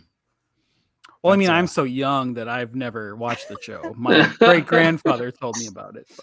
Back in the days when the TVs were square and black and white. And we're actual box shapes. Yes. right. So when you With wanted the to draw antenna with the tin foil. Yeah, so when you wanted to draw someone watching TV and keep the TV in frame and have the person straight on, you could actually tell that's what they were doing, as opposed to mounting it on the wall. Like, God, like making TVs thin was horrible for cartoonists. Same with making phones rectangles. Again, horrible for cartoonists. They're bringing back the flip tech now. I don't know if you've seen it. Like, huge revolution there. Oh yeah, opening the book and stuff. I love my phone. I love my Samsung, or something like that. Okay, Um, Android, Apple, yeah. nothing. Yeah, I was gonna say. Okay, so that brings us to episode 7, Friends and Family. The Terrans' erratic behavior may be affecting Mo and Robbie's anxiety about their first day at their new school. And who hasn't had an awkward first day at school? PTSD straight off the bat. Yeah, very real. Very Yeah. real episode. So that goes back to the ET references we were all talking about Oh, yeah. earlier. Right straight out of ET. That's an Right. ET type of thing right there. Yeah, I mean that scene, like he goes true. to school and they stay home. Like it's almost like shot for shot. Mhm. well, and this was one of the episodes too where I had like a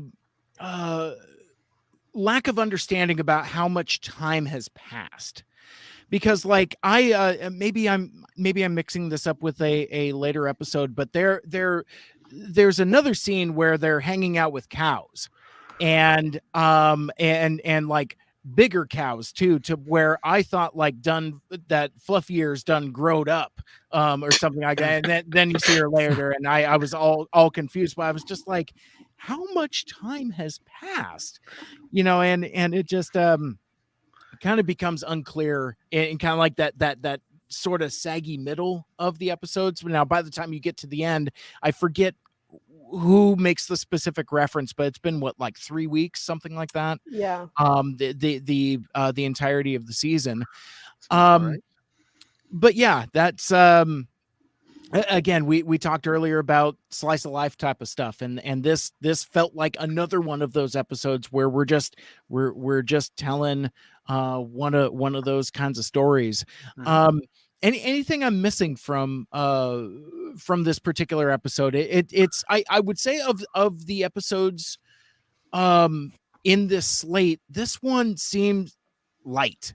Like there just isn't a bunch going on. There were 2 things that I noticed, which is probably like stupid notices, but I liked that we finally kind of are getting a glimpse behind how do Cybertronians refuel, how do the Terrans refuel. Like Yes. Bumblebee slaps that Energon patch on them. Oh Oh, Yeah. And I was like, when was the last time we actually saw them refuel outside of G1 when they got ostensibly Yeah. drunk off of it? So it's like, okay, so Right. they have Energon patch. Yes. Is that their main mode of refueling? Do they drink it? Do they inject? Like, how does that work, first of all? And then it was interesting take. The Terrans refuel through water, but still have like Energon in them. So it is one of those Yeah. where it's like, that's an interesting take. And is it like you got to think it's going to play into it in the future? Yeah. And they're showing that symbol that now was on the cave Yes. on the wall, and then they No. again later it has something. It's something important that season 2 is going to explain. I went back and I was able to take some screenshots and using my tattoo. Like, Hey. Oh, you did that too? Okay. Yeah. You would translated it as well? Yeah. I'm I trying to was remember sitting what at it my said, desk but- on my lunch break and doing it, but it was all cut off. But like the gist of it is like, when you're in need of help or something, like call and help will come to you or something like that. Yeah, So but it's something like, like that. Yeah. I'm just looking on the wiki to see if anyone actually wrote it down anywhere. I have it on my Twitter. Let me look and see if I can find it. No, because I remember I did translate it. When I saw that, I did screen pause it. But yeah. Same. Well, yeah, It was that laborious. Didn't it say French kiss? It Yeah, I did. think It said so. French I think kiss Yeah, on it the said banner. French kiss, and Then instead it of that, said it said all fucking those little Callie kissy underneath. marks. Baiser française. Oh my Yep, god. guys, I'm secretly a Cybertronian. Just wrote some French kiss on the wall. While you look that up, to get a little, softy here. I no. really, that moment when they were like, I don't feel them anymore. Like that was my like Oh. tear moment. I like Yes. Yeah. that Yes. fucking got me, man. I didn't know Again, I was feeling those right there. feels so. consequences to actions. It was like, Yeah. Yeah, absolutely. And again, this episode does a lot of heavy lifting to establish that there is something very different about the Terrans. That these are not your typical Transformers. There's something unique and new and special about them. It's like, and even like, early on when Mandroid was trying to classify them, it's like no, that it is something completely new. Mhm. And I think that in itself is very interesting and very cool because we haven't seen that recently. I'm also and that- curious because but I'm also curious, and this is maybe jumping ahead when the other Terrans joined the cast. Yeah. No one else seemed to get cyber sleeves for them. So Yeah. I do kind of wonder what the correlation between the cyber sleeves are with like Twitch and Thrash specifically, and then the other Terrans. So it's like, so can we just get random Terrans and no one controls them, quote unquote? Because they seem very autonomous after being like having just been born. Right. They Right. are still kind of connected to the kids though. 'Cause they're like, Yeah. oh, this is your name. Like I think like now all of them are connected into the Yeah. two cyber sleeves Yeah. now. Yep. 'Cause Yeah. Then what- we. Sorry. Go on. No, I was gonna say, wasn't Mo holding the stone when they came out the ground? So when Yeah, they were holding kinda, the stone. The kids. Yeah, that's right. I wonder if the kids feel everything and 100. everyone and how that's going to pay off. Because that is an incredible burden for a couple youngsters. And they're going to do a lot of growing up very quickly, I think. And it's interesting. I mean, like, I don't know where else to make this point. So I'll just mention it here. We were talking about, what the future of the show is and, future seasons and all that. And I can't help but look at it from the perspective of being a kid approaching this episode. And when we were all younger and, got into the stuff we got into, we kind of like aged with those shows and things that we identified with. And I said earlier that, this is a really good, a generation of kids or however I phrased it, but it's going to be interesting in the delay between this season and the next, how kids are going to grow and be older, and when they come back to these characters, and what types of storytelling potential we're going to have with that amount of audience growth, for lack of a better word. Right. It's just interesting. A lot of big damn ideas there. A lot of And galaxy brain going on. Yeah.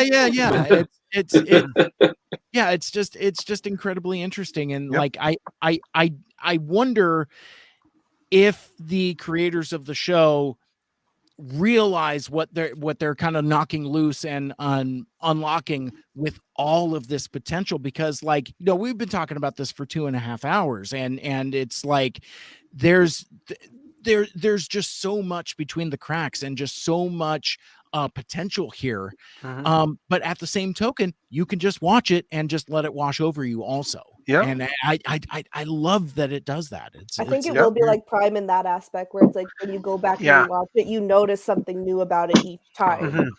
That and I think, again, it inherently makes it timeless. Prime. Yeah. And I think the creators are very much aware of what they're doing when you consider that, like, Ant Ward and Nicole Dubuque are very experienced veterans of children's television. They know exactly what they're doing. Yeah. It's I forget exactly what the quote is, but kind of like the difference between specific children's content and content that's all ages. Yes. I walked into this thinking it was content for children. I came away from it thinking it's all ages. Does that track with any of you guys? You have that similar I get what you're experience? saying. Yeah. Yes. I saw the names involved and went, oh, hey, it's probably going to be content that I'll enjoy as well because those people know how to make that stuff. And I mean, you can clearly see it if you look on Rotten Tomatoes, IMDb, just the score and the feedback from critics and fans alike. Like, you know, War for Cybertron was critically acclaimed, but audience scored low. This show, high critical praise, high fan praise. So that, I think, is also like a true marker of them hitting all of those demographics that they wanted to hit and doing it in this sneaky kind of a way. Yeah. I would say, and this might be one of the more controversial things that I say here. Fans sometimes are the least qualified to indicate what they want. And I think, and again, I'm not trying to disparage other shows, but I think we saw some of those other shows that were supposed to be like for us and are very fan servicey and end up kind of being hollow in a lot of ways. Now, for many reasons that we're not here to litigate, but like, I think part of what makes this show special is that it won us over. You know, and it's like, you know, the thing that we weren't expecting, we weren't sure if we wanted, but we're glad that we have, you know, or at least that's my specific experience. It's kind of like the parents who like are giving you the medicine to make you feel better and you don't want to take it. But then when the cold goes away, you're like, yeah, fuck, I needed that. Like grape jelly all the way. Let's go. or maybe for those of you, I think this is a Canadian thing, but if you remember the banana medicine, that was the one that kept me coming back year after year. I was like, all right, it's banana medicine time. Let's go. That feels like that should be a meme, banana medicine. There's a phrase in sports that goes, if you listen to the fans, you'll eventually be sitting in the stands with them. Yes. That kind of ties back to what you're just talking about. Excellent. Well, that's a good phrase. Brilliant. Oh, I love that. I love that. But speaking of like fan service, because like you get a way to service the fans as well. We got to talk about episode 8. We got to talk about Decoy, and we got to talk about my dude Soundwave finally makes his debut. And I like that this is the only episode he shows up in. It's like he makes an impact and then he fucks off.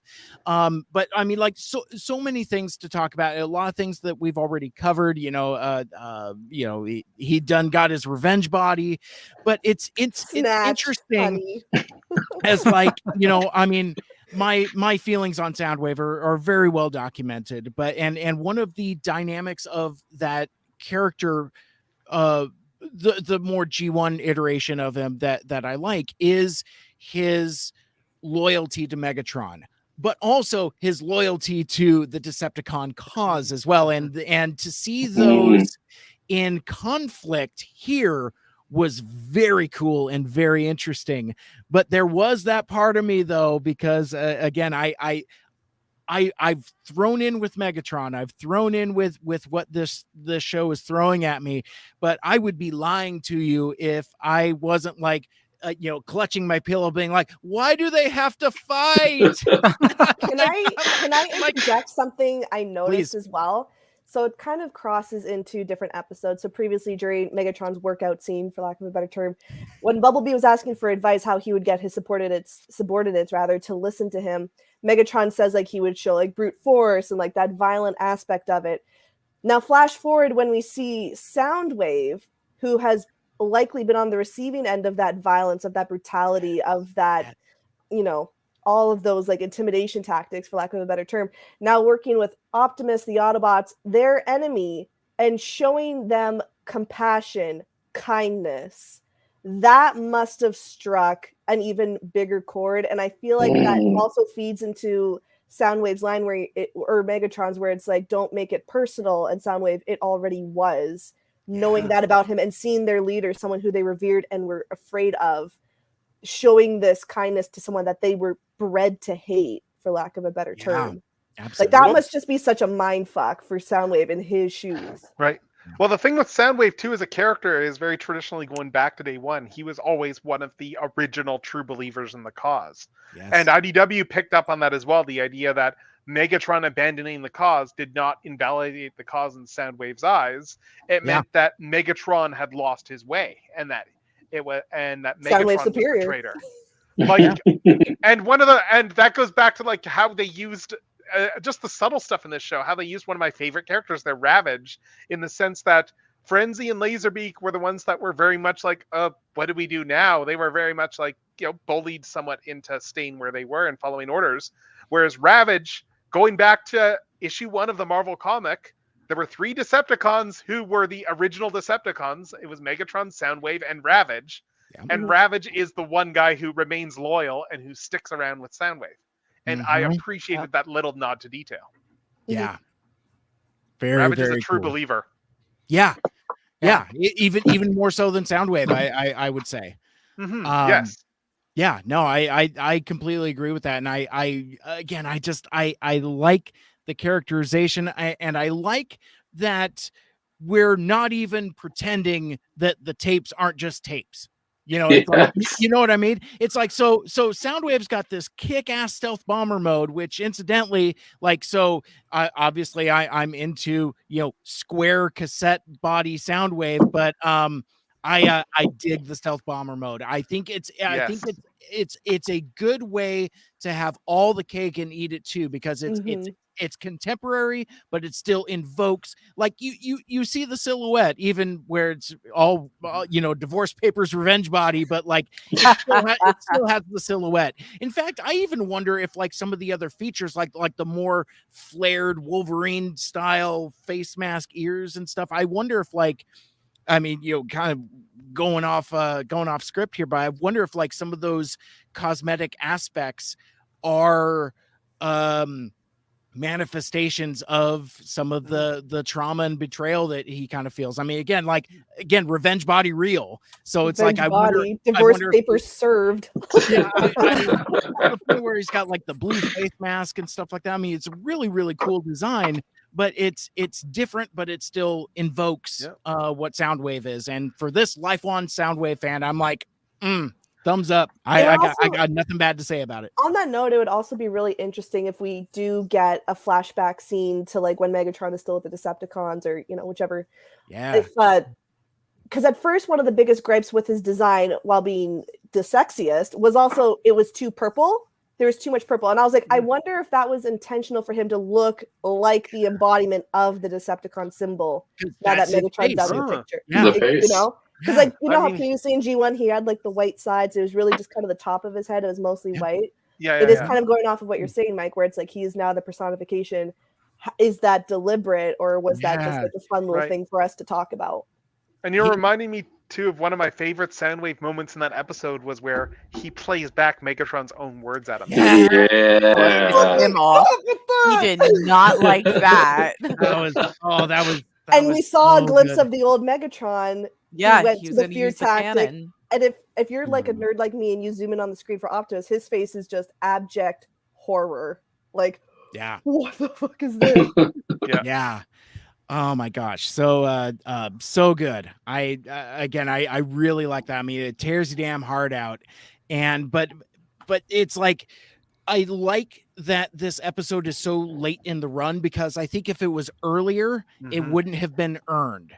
It's like you need to spend that much time with Megatron to understand and appreciate where he's coming from, what his vibe is.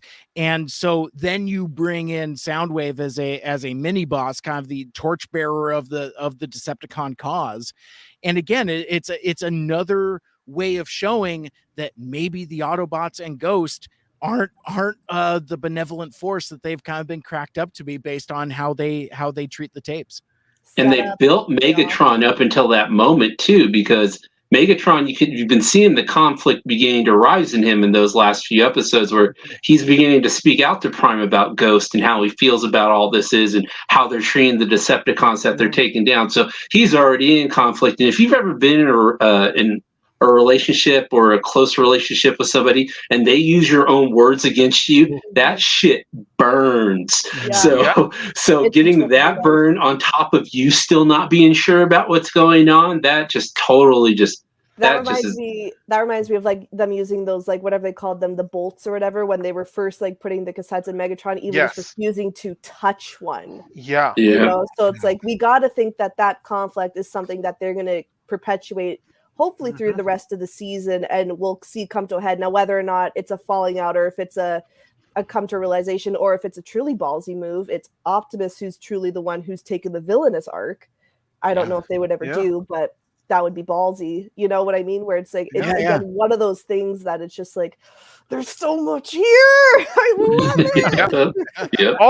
Also, I do appreciate that we have media here that is explicitly saying that that black sites for detaining people are wrong, which took like one episode for them to say. Whereas meanwhile, you look at the Flash, and it took an entire season for them to actually acknowledge the fact that maybe putting all the villains in a black site was a bad thing. Yeah. Yeah. Exactly. So, you know, you get really good representations of Laserbeak and Ravage, you know, like we had already discussed, but the scene stealer, the star of the show, I mean, give it up for Frenzy, ladies and gentlemen. and I love that. Like, I mean, I don't remember who tweeted this. It may have been Nick Roche himself, but maybe it was somebody else. But it's like, you know, it doesn't matter which color which cassette boy is, because Frenzy is a purple girl. And I just rocker punk chick. I love it. Nail polish and everything. Like, haircut. It's the hair, man. It's with the dyed end. It was Yes. getting very much like British pop punk, like industrial revolution. Do we era. know if that's a Nick design? Because it totally feels like a Nick design. It feels like it could be. I don't know. I honestly don't know how much of that stuff is parsed out. Like that one's mine, that one's not. I don't know. It might be just like there's a lot of collaborative stuff on those shows, but I think so. But yeah, I mean, just between like the you know, kind of like almost like guitar instrument thing, and just like I am there for Frenzy. I just love that she's just such a fucking rotten punk. Yes. You can't get off my damn lawn. Like, you know what I mean? Well, in the way that Rumble kind of is, like, you know, in those early G1 episodes, I mean, and, you know, Frank Welker has talked about a lot, like, you know, what his specific vocal delivery is. He wanted to go for like a little, you know, New York street punk. And so to have Frenzy kind of be on the opposite end of the spectrum, and, you know, because I love that, you know, I could see her being like, you know, fucking 80s London Soho punk or something like that. Or, you know, the Destron drummer that we all know and love. Yeah, that's true. It's not your turn. Oh my gosh. But yeah, I mean, I just love that that character design so much. And that I mean, for obvious reasons, that episode was a huge standout for me. I really like that one. Perfection. Great. And again, you start to see the edges start to fray a little bit of, like, you know, who has the moral high ground here, you know, that kind of thing. And so yeah, does that? Oh man, there's still 3 more. No, 2 more. No, okay, 2 more, but it's it's a same. Yeah, it's a same thing. Big boy. And we've covered a lot of the. We covered a lot of it. Yeah.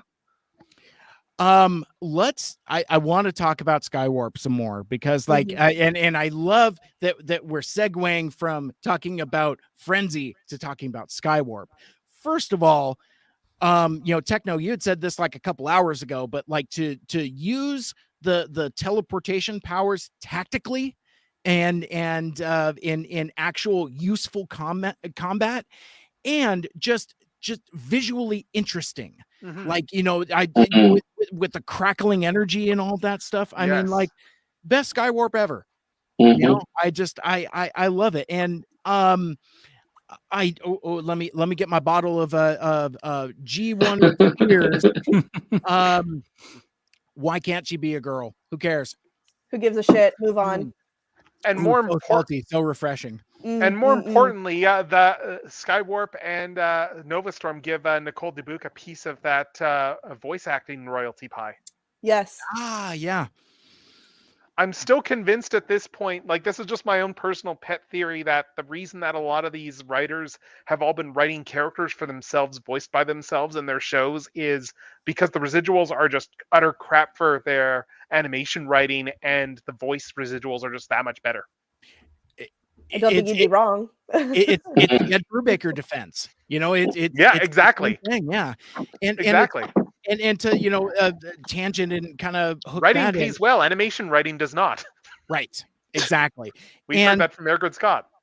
Yes. Oh my God. Yes. Yeah, that's why she had to go. Yeah. And the way to get paid, because that's part of like the discussion with regards to like Marvel movies, and it's like you start putting people in cameos. It's like you get these assholes in movies and get them paid. It's I use assholes as a pejorative, by the way. Yeah. It's like they're very nice people. That's not what I meant. It's getting late. but yeah, no, I just but I like that take on on the Skywarp character, and I like that it's some seemingly rando seeker. It's like, gives a shit about Nova Storm. It's not even Sunstorm. It's like, but what that says, I think, is that unlocks the realm of possibilities. It's like, what are the seekers like? Because we've seen Starscream at this point, so we know Starscream's a dude. We know that Skywarp and Nova Storm are female presenting. So what does that mean? It's like, so where's Thundercracker? Where are the Rainmakers? What does this mean for seekers in general? And I can't help but think of the seekers in Cyberverse, who had a couple different character models, and I forget who was it. Was it Acid Storm? Yes. The green one. Yeah. That was shown with both male and female character models. I mean, I'm sure it was like an animation error or whatever, but like they just leaned into it. But they leaned into it, and it's like, so wouldn't that be cool if like we see some of that here, where it's like, even, and I don't think I want this, but I'm just saying it for the sake of discussion. What if the next time we see Skywarp, they're in a male presenting form? Or maybe like the time after that, she's back to being in a female presenting form. Having like, I don't know, androgynous gender fluidity. Yeah. Yeah. That sounds like a cool concept. I like I said, I think I'm looking way too much into it and seeing more than what's there. But I still think that that's cool. And it just seeing a legacy character like Skywarp be gender flipped just for the sake of it, I think unlocks the realm of possibilities that anything is possible. I think it's great. Whereas unlike say like Frenzy, that's like a new representation of that character. Yes. I think Frenzy and Skywarp are like kind of two separate things. Yeah. If that makes sense. I am curious if the choice of Skywarp, I imagine that was mainly Skywarp chosen because of the teleporting power specifically. But I can't help but note as well that Skywarp and Nova Storm in Cyberverse weren't both of them female. So because wasn't Skywarp a girl when she showed up at the very end of the series? I think you're right. So there is so I'm sure that there was that whole internal discussion of what can we do with Skywarp, and someone pointing out that, oh, hey, in this series, technically we did this, so no one's going to riot because we could say, oh, they did it there. Because I'm sure there wasn't. I'm sure this is a writer's room. I'm sure they had full of nerds. I'm sure they had all of those internal back and forth discussions. And I'll raise you one more. I think they had a bingo card, like I had said a couple hours ago. It's like, what's gonna piss people off? What? How can we squeeze out some more G1 or tiers? You know what? You're running low on those. I know, right? It's getting low. You need to go to YouTube. Don't you worry. You need to go to YouTube. Hey, as long as Thundercracker shows up with the dog named Buster, I'll be really happy in the end. Okay. Please give us IDW Thundercracker in this show. He would fit in the Thundercracker series. being an actual playwright on Earth, renowned for maybe he wrote. I mean, again, books, this is like the place where it could happen, right? Like this is Yeah. the appropriate to the plot. Oh, what would be amazing? It'd be a way to show us, say, a darker side of Ghost, even, say, if they go after Thundercracker, who's doing nothing wrong except being holed up Redding.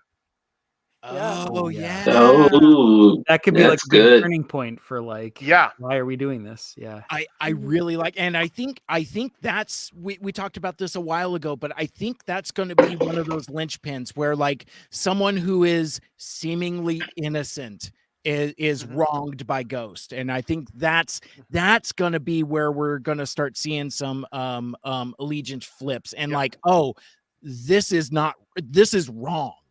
Yep.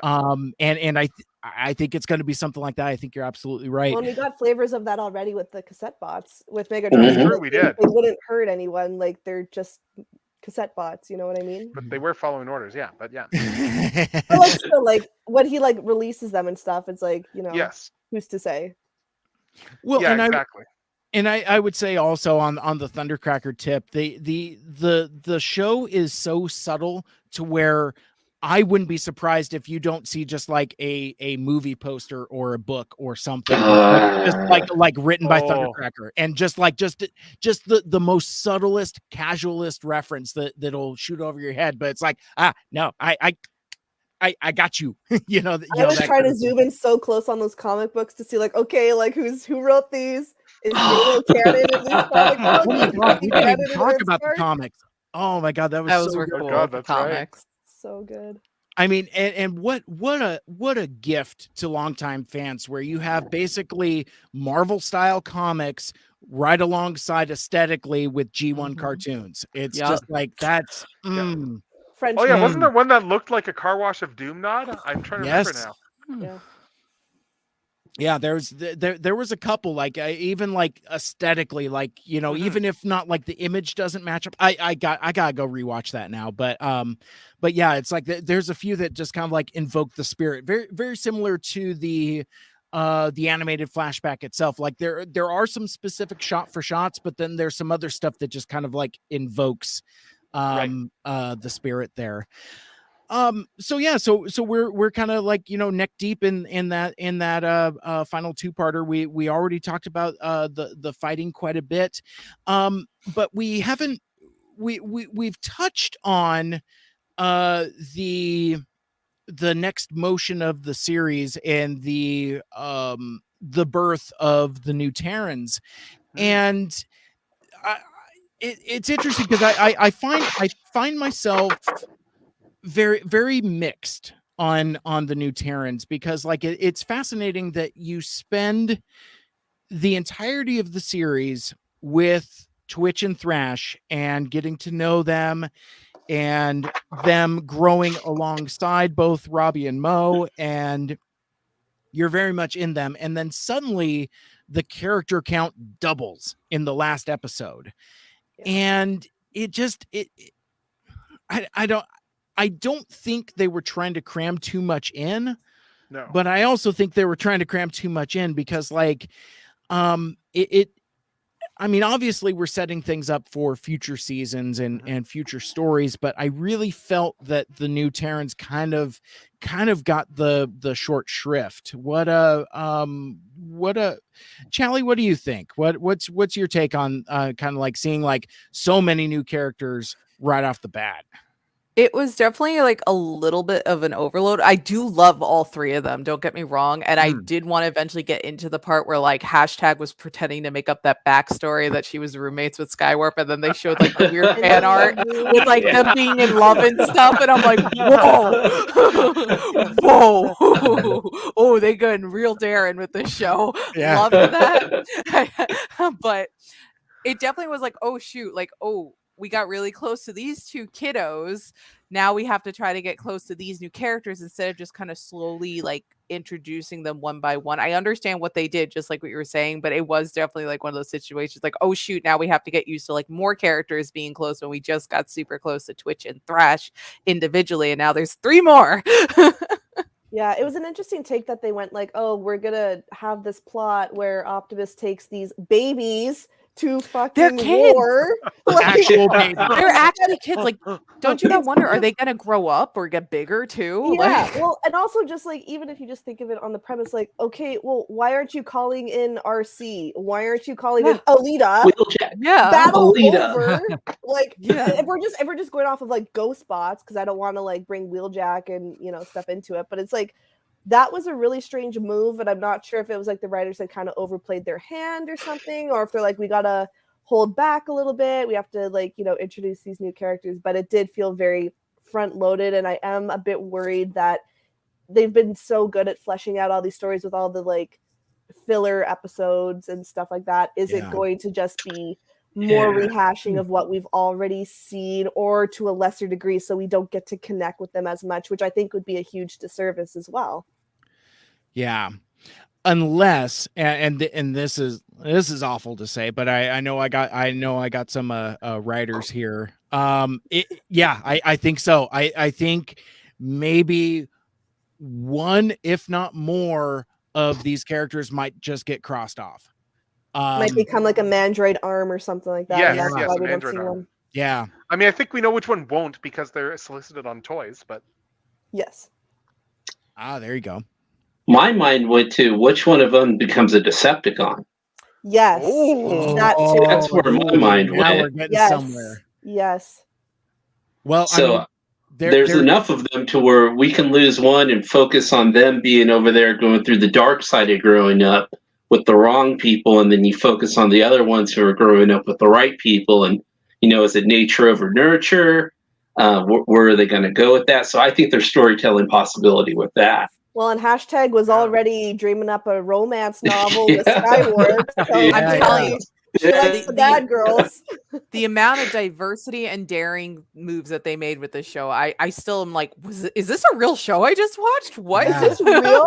Is Yep. this a fan fiction? Am I just love that they made it look like fan art too. Like I was just like, oh my god, I made a roommate. That's like all I took away from it. Yeah. I think what still blew my mind too was just the fact that because they'd put all the press emphasis had been on Twitch and Thrash. Yeah. So I know I was legitimately taken by surprise when all of a sudden in the arc finale they are bringing in 3 new characters like with no warning, and I was just like, wait, are they actually? Oh my god, they are actually bringing in new characters like out of the blue, like with no fanfare or announcement. Yeah. Now, Good granted, job, show. if we think about the back end of the series, it is going to be longer than what we've seen because it's 26 episodes. We got 10.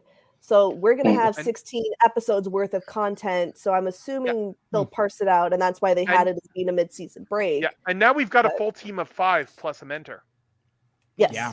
Like 5 tends to be the magic number for a lot of Transformers shows for the teams of Autobots, which does actually add credence to the idea that one will die or defect because we have one too many. Yeah. oh, I know they're all modes so bad. Yeah. I'm very curious. Yeah, and I think that's kind of the brilliance of it too. Is like what do they turn into? Like that's what we got to remember. Like the kid angle and like the average viewer angle. It just what is it? Yeah, the fact we went those episodes too, and we still don't know what they're going to turn into. I like that they're actually taking their time with picking the alt modes as well. Like And even it with being a Twitch very and Thrash, personal it took a choice. few episodes. Yes. Watch one of them just become a fucking hoverboard. But like the lame one, the hoverboard one. Yeah. That's the Decepticon. Do we know when the second half's coming out? Is it like February or? It has not been released yet, but interesting. your girl is scouring the internet. Scouring. You just counting on you. Just stalk Hollywood Maycat. Insider. Yeah, there you go. No, just stalk my Maycat on the Twitter. studio lot. Has EarthSpark dropped a new episode air dates yet? Every day I go, no. I'm just so curious if they're going to get like bigger or not. If like that's their size, like this kind of breed of robot stays around that size, like kind of mini bot size. Because even Bumblebee towers over, and Bumblebee was a mini bot. Now he's a big boy too. Still short but big. He's like a little boy to like Megatron. Go ahead.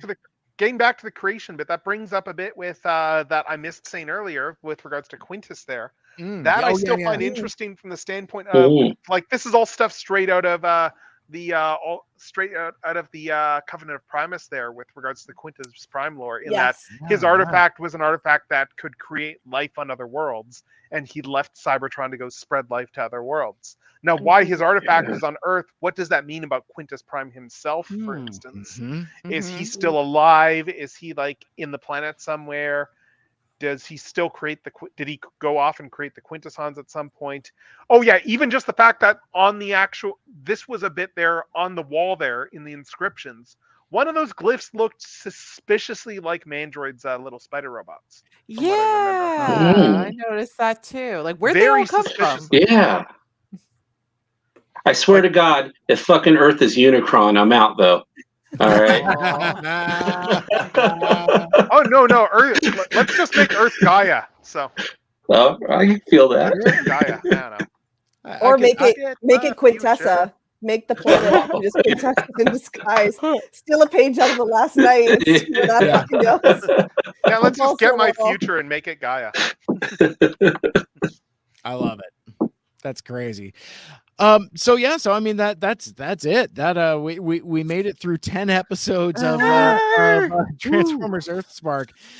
So I know a bunch of us had like a bunch of notes. I know we talked about a bunch of stuff, but like Michael Andrews, we haven't heard from you for a few. What things we might not have covered yet? I think we've transitioned into the part of the show where it's just like clean out the drawers. What do you like? What's good stuff? Let's compare study notes. Yeah. It's like what do you got left? Well, I just liked all. I mean, I kind of brought it up earlier, but I just liked all like the tiny little.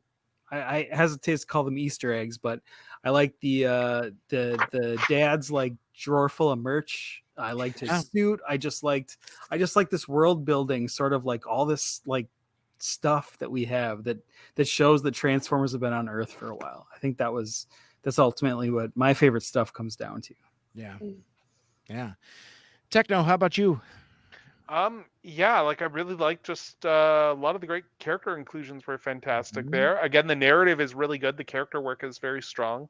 And just to add on to what you just said there, Mike, like we've not actually really had a Transformers series before which dealt with the notion of, we've had the whole Ancient Aliens angle with Transformers sometimes, but we've never had the angle of the Transformers have been a known part of human society for decades. That is a very new angle, and it is one that they have barely scratched the surface on. And that since one of their characters is a historian, I do feel that we are going to be getting more on that too. Yeah, good point. Yeah, that has to be like on purpose, right? Has to be. Just sort of like That's his a very job is- specific thing. Yeah, a very specific profession. Well, and he's a doctorate, is he not? Yes. Like he has like a Yeah. PhD in Cybertronian history. So it's like He's the doctor of Bumblebee. That's all we know. which I'm also curious, like, how do you get said doctorate? Who the hell are you talking to that you know the entire history? If you're only talking to Megatron and Optimus, they're gonna have two very different views, but that's another can of worms. I'm sure it's like, don't think that hard into it, like you're not supposed to, but inevitably questions. Yeah. Says the person who knows everything about Alita 1. This wasn't a question for you at all, was it? Listen, I mean, Tucker, have you spoken your piece? Are you Yeah, go ahead. It's time. It's time. Here we go. This is what people waited 3 hours for. I feel incredibly Alita baited. I have some pink, like I have like blue balls from this series, honestly. And like and listen, I wanted to say that it felt a little too real. So I was like, I'm not going to go there, but it truly It gets to be this time of night. It's all good. It truly is one of those things where it was like, again, as we kind of saw with War for Cybertron. Now, granted, in the first season, Alita was very much a present part of it, and not going to dissect that entire show, but it basically came down to the studio and the producers not being able to have like creative control over their character, needed to phase her out because of ultimately she wasn't going to be getting a toy line. They didn't think she'd be as big of a character. Flash forward now to the Alita Renaissance period we are living in. Love, Stan, eating it. But she is in so much promotional material and was only in like 3.2 episodes. And I clocked it, and she had about 5-7 minutes of actual screen time maximum, and if I'm like actually including it over the course of these 10 episodes. So I am a little worried that it is going to be another one of these teas now, especially that we've introduced these 3 other Terrans, where it's like we haven't seen her a lot, and it's like, you know, again, Optimus purely in a canonical sense. Why the fuck wasn't she called in for the Mandroid takedown? Yeah. Like, bitch would have had it done in 5 minutes. Like, That's why. That's why. They needed Because they used all their budget on the fight scenes. Don't you write? 100. And during the fight scenes, I was like, where the fuck is she? Like, you can't present us with this like great, powerful person in canon and then just not have her be a part of these things that she ought to. So, whatever. Anyways, my hopes and dreams and manifestations are for the later episodes. We see more of her, and also we see more development, because aside from like being that spunky, fiery, like honestly should be leading the Autobots at this time. Like Daddymus Prime was wheezing after throwing his axe out of the first episode. Like, retire, write your brochures, you precious old man. Let your wife handle this. But it is one of those where it's like, I need more of it, and it was not hitting for me, and that is my biggest gripe with the series, to surprise of no one.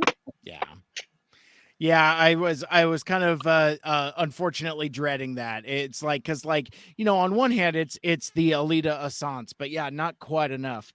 But not for nothing, I'm not bitching about a lack of sound wave. Oh no. No, I'm also like, one fear, she dies, because I'm like, I am just so burnt, and I'm just like, I'm not seeing her. Do not K-word her, please, for the love of God. As long as she's not literally fridged like she was on War for Cybertron. Like, I lost it when I was like, did they just literally fridge Alita 1? Oh my God, they did. I mean, I was screaming at my TV, just saying, literally, like, I'm like, come on. That does make me wonder if there was, someone in the writer's room went, look, if we're going to fridge her, we're going to just take it this far just to point out, like, because I could see that being a writer in joke of, we know what we did, guys.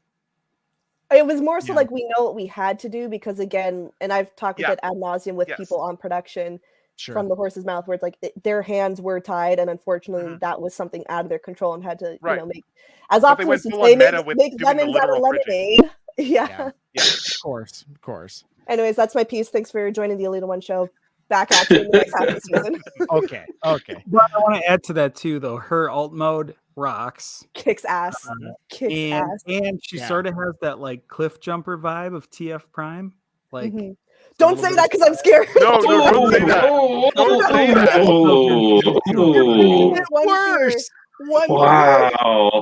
Wow. Jeez, dude, get ready to knife fight at the next convention if you ever show up, Mike. See you, everybody. Done. Oh my gosh. But I mean, you know, so getting back to like the vehicle mode there, I love all the alt modes in this show, but like, you know, they're all indicative of the personality. And once I saw that Alita was like a rough and tumble all-terrain 4x4 vehicle, and it's like, even when she is like walking around, she's got like these big tire kibbles on the back that just kind of like shake. The Heelys are my everything. So cool. Yeah, and the Heelys, dude, so cool. Dude, I was like, fucking finally, because that was an idea I had for my own like fic purposes. And I was like, why have we never seen Heelys? Like, this is right here for the taking. So I own that. Sideswipe and ROTF. Yeah, I was actually gonna say that. I was gonna say something positive, because it's like, I hate that character's name is Sideswipe, but everything else I like about it. Oh, you mean the best version of Sideswipe? I have 12 versions of the best version of Sideswipe at home, and he is not silver and has roller skates. And we're not talking about that here. But I was gonna say something about design, but it eluded me. At least she's not the Homer as her alt mode. And she plays La Cucaracha. I love that. I love that design though. I love that she's got like big stompy boots. Yeah, it's got like these Nike high tops on. I was like, yeah. Oh, that's what I was gonna say about the design. Footwear. It's like everybody's got banging footwear. Everybody's got like sick kicks in Earthspark. You know, Megatron's That's got one of the like, new character names, actually. Sick kicks. sick kick. Hashtag sick kicks. Not to If I be were confused with Nike, I new would be characters, doing sick that. kids. If I were Nike, I'd be doing a brand integration with them stat. Like I would buy the Love Alita it. one Nike high tops in a heartbeat. Of Like course you would. bankroll it. Yeah. Oh yeah, as if there's any question. Yeah, exactly. Got the check. Yeah, I know, right? So Charlie, how about you? Like, you know, having like just come returning to Transformers fandom. Welcome back, by the way. Woo! But then having like basically like shotgunned all this stuff, so it's very fresh in your mind. Like you just finished like the last episode, like just before we recorded. Like minutes. I love it. I love it. It's so fresh in your mind. But yeah, I'm just kind of curious, like, you know, closing thoughts, things that's still rattling around in your drawer that we might not have touched on yet.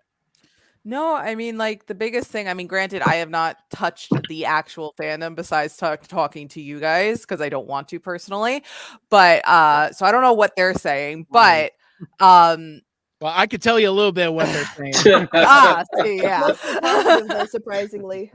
Good. I'm happy to Sounds hear that salty. they are liking it because there are some characters I'm like, oh, the fandom is totally eating them up, and I love that for them because yes, but from my aspect of not really touching Transformers for like past year or so, like just coming in, it just was such a a breath of fresh air because there were just so many things in this show that I've wanted to see in Transformers series in the past that I was let down on. And like they just really pushed the pushed the envelope. Yeah, pushed the envelope. French kiss. They really fucked the envelope this time. A K90, if you will. But yes, they really pushed the envelope this time, and they definitely did do a lot of things that the fandom, I remember, has just been begging to see in a series for years that the comics did, that they're slowly integrating into TV shows and doing it tastefully, which I really appreciate. It was very nice. It was very tactfully done well. So yeah. Perfect. I love it. Very cool. Like I said, you know, it's like this makes for a really good jumping on point, regardless if like you're a new fan or a lapsed fan or a longtime fan. It's like, you know, again, who is this for? It's for everybody. Yes, Not 100% agree. apparently. I'm just kidding.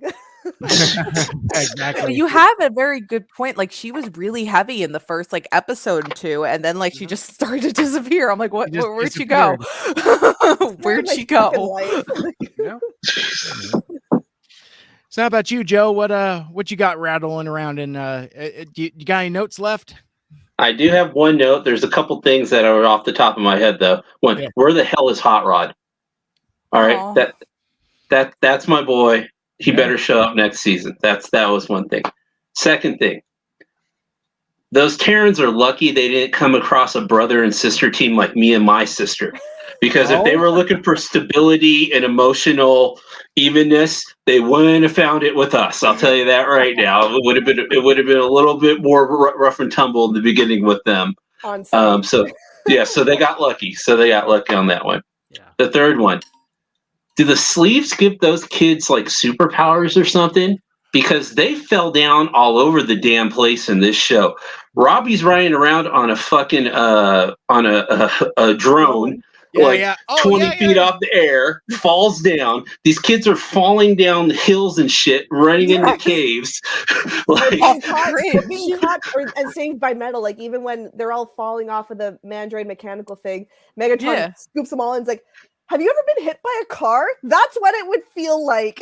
When the kids fell off the bridge before the sleeves, I'm like, how did they not break all their bones?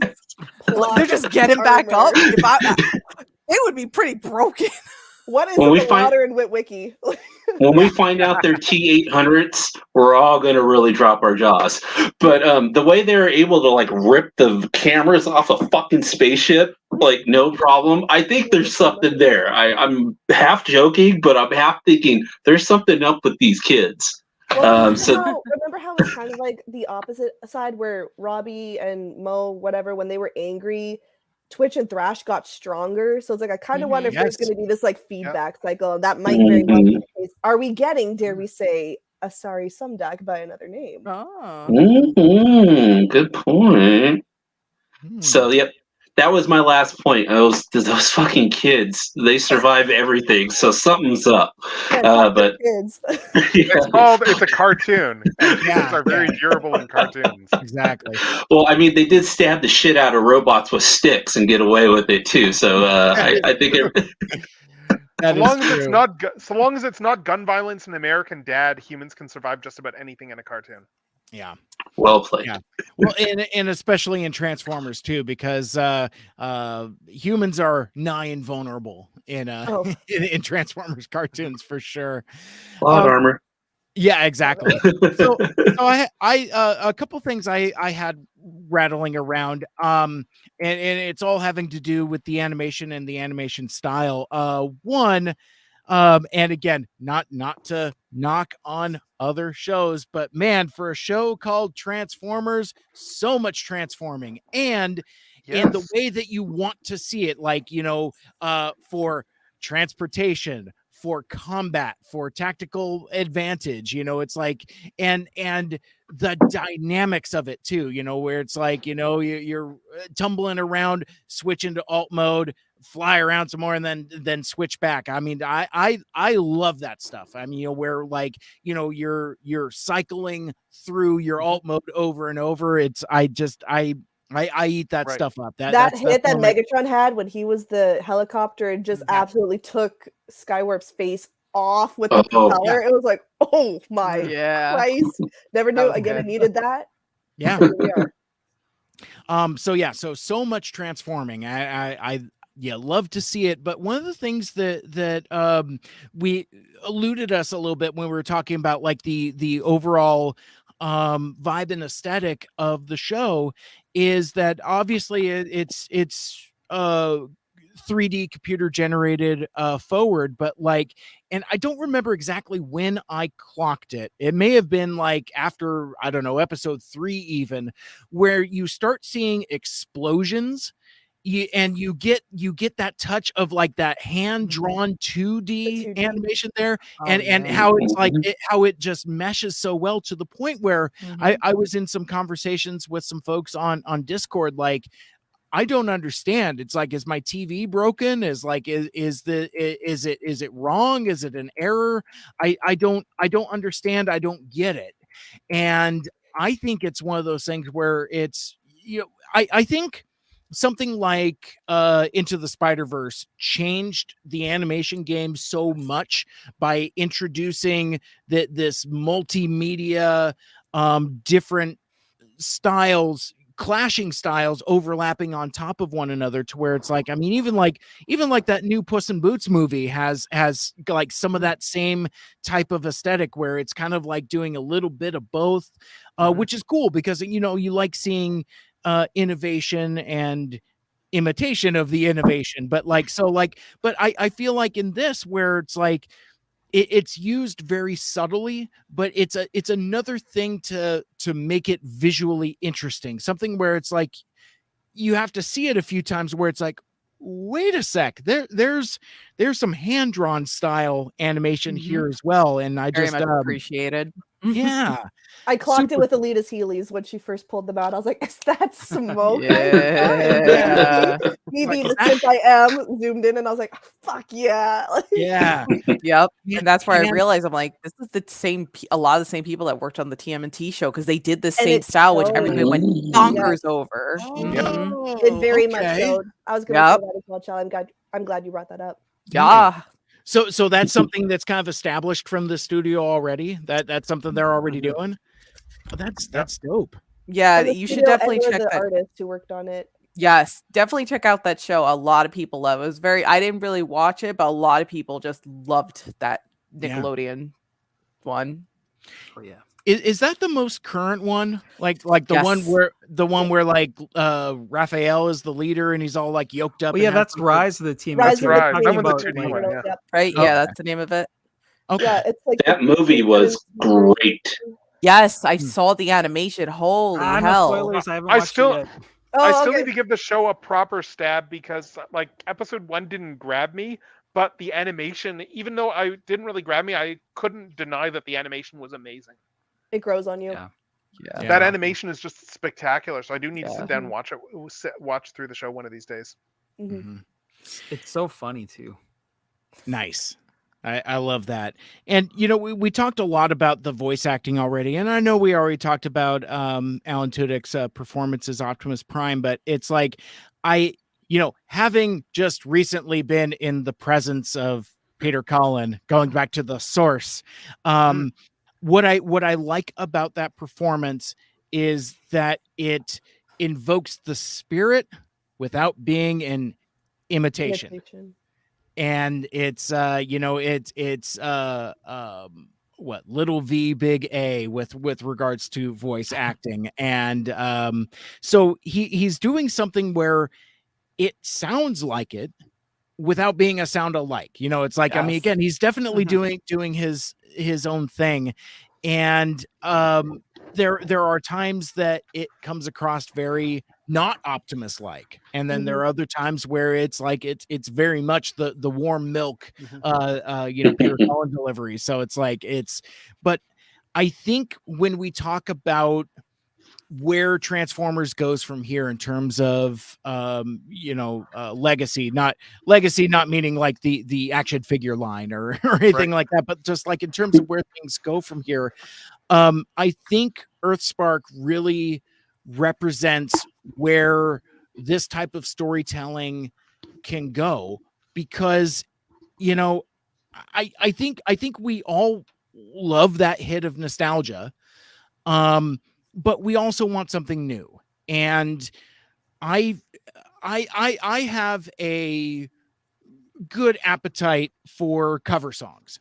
It's like, and for me, I think what a component of a good cover is something that invokes the spirit of what the original is, but while putting a little bit of a twist on it, but not so much of a twist to where it's unrecognizable.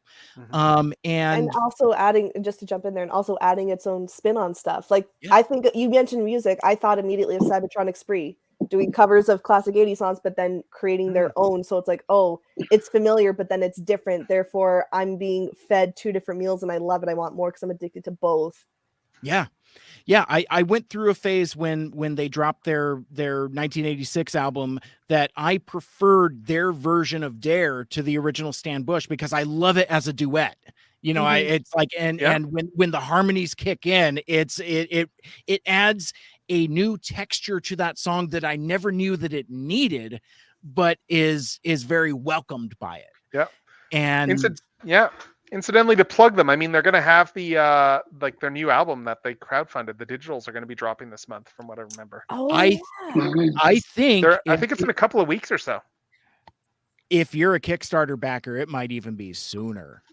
I think it's something like the 14th, 15th, from what I remember in the backer email. Like soon, like real soon. Christmas coming early, baby. Yeah. It's like, so they've released like the track listing, which I'm not going to read here because I think they're kind of keeping it on the down low. I kind of pushed my luck by posting one of the pictures that they put in the Kickstarter update email.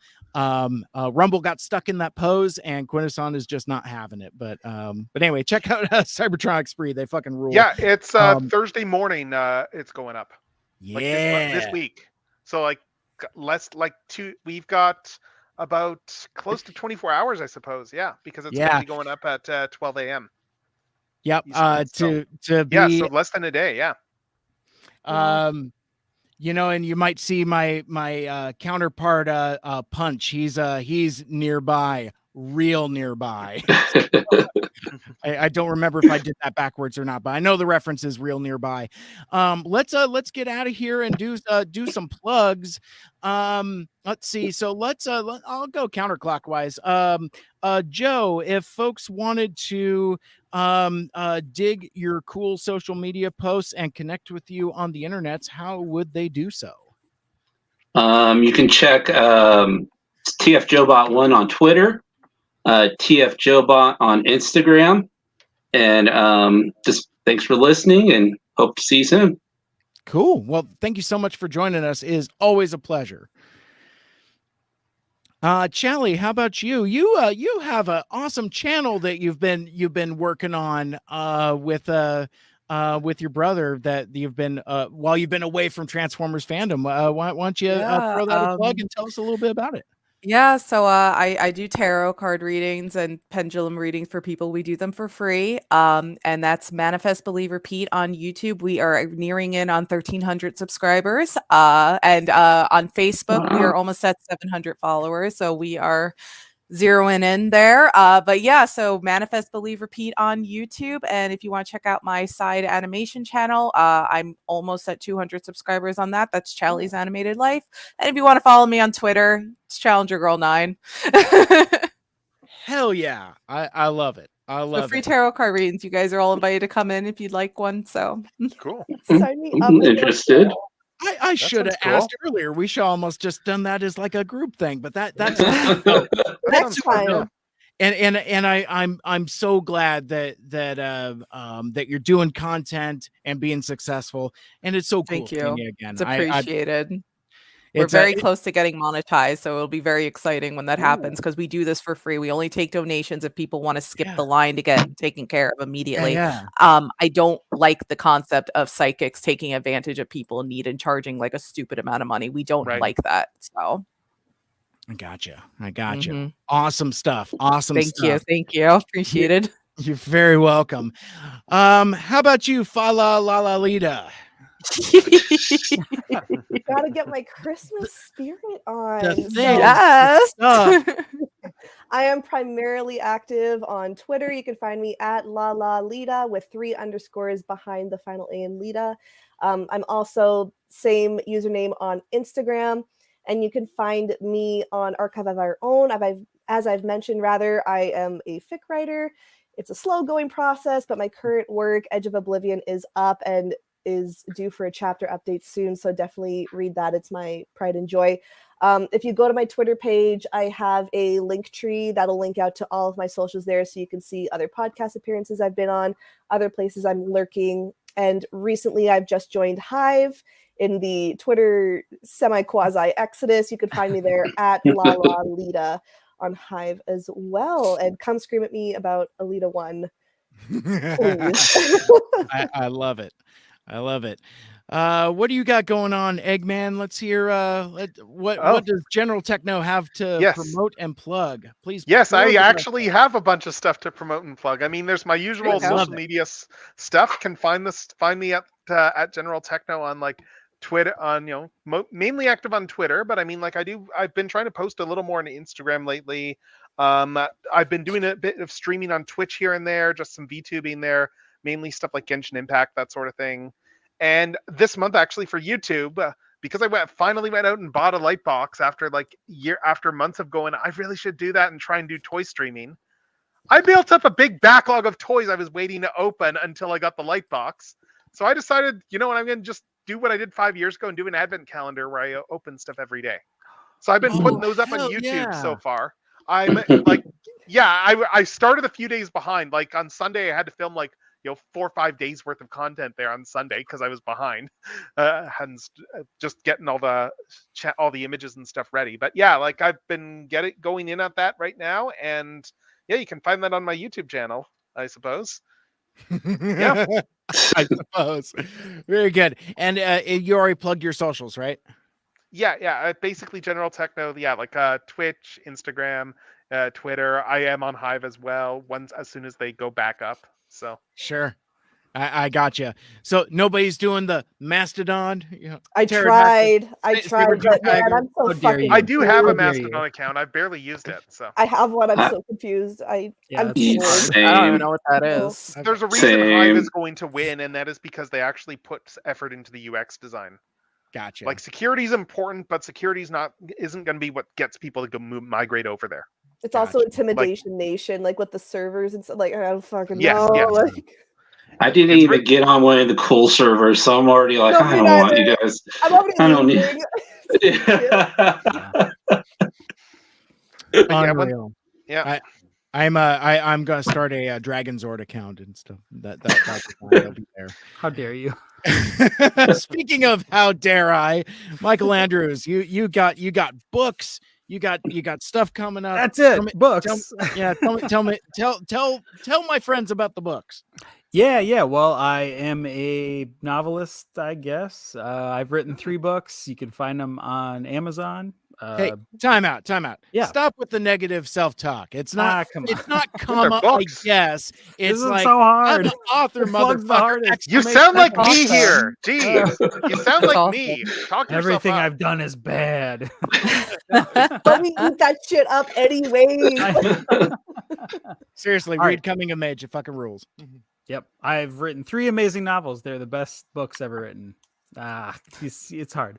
Anyway, they're on Amazon. Coming of Mage, the sequel, War for the Mages. A war Yikes, my for own- the mages. Yeah, it's Because my own too play on words. too furious wasn't something you were interested in. right. And my latest is Gone for a Spell. It doesn't have anything to do with the first 2 books, so if you're looking for something a little darker, spooky, that's where it is. And you can find me on Twitter at Michael Andrews. It's there-ish. Boop. Oh yeah, And Michael Mikel. I love it with the correct Awesome. spelling. Yes. And coming soon ish. Maybe I don't know. Maybe depending upon how sleepy you are, maybe stick around. early after we- 2027. Probably. We're gonna put something out. I swear to Christ, we're gonna do 2 Mics Too Furious, where me and Michael Andrews will sit through and watch Transformers animated because he's a big fan and it's a blind spot for me. So it's we feel like that's going to be a how are you guys at naming things, by the way, since we're here? Do you like 2 Mics Too Furious? Do I need to find a different name? I don't know. I Never like mind. Too Furious. That's pretty Okay. good. Okay. It's been a working title for like 4 years now. It might just At least, I mean, we've been It talking might about just that have to stick. since before the pandemic, for sure. In fact, this was originally going to be a pandemic project, and then the pandemic kind of sort of ended, but it also hasn't. Anyway, But it also didn't. yeah. Yeah. exactly. You know it. But anyway, look for 2 Mics Too Furious sometime in the future. You can find me on all the social medias. I am at I can't even say that anymore because I don't have Mastodon. I'm not in the Hive. I'm just a fucking boomer. On the Twitter, the Facebook, and the Instagrams. Okay, have our Earthspark title. Optimus. We have our title. Exactly. Live for the swarm. Join the hive. There you go. There you go. All right. And with that will wrap things up for this episode. Finally, mercifully. Thank you all so much for listening and for hanging out with us. And if you want to listen to my podcast, Mike Cybert Radio, you can subscribe on Apple Podcasts, Stitcher, Google Podcasts, Spotify, TuneIn, or wherever the hell else you listen to your podcasts. Like, share, and rate and review the show. Let us know what you like and what you'd like to hear more of in the future. For my guests, Joebot, Chally, Lala, Fa La La La Lita, General Techno, and Michael Andrews. My name is Mike. This has been Mike Cybert Radio, and until next time, tell all or one. Make good choices. I went off my script. Oh shit! I forgot to plug my OnlyFans. Oh, yeah. Oh, Wait, yeah. there's still time. We're still live. You can plug it. Time. I mean, there's still time. You have it. Oh. I'm gonna move the French mouse kiss, over to where it let's says goodbye. Goodbye, internet.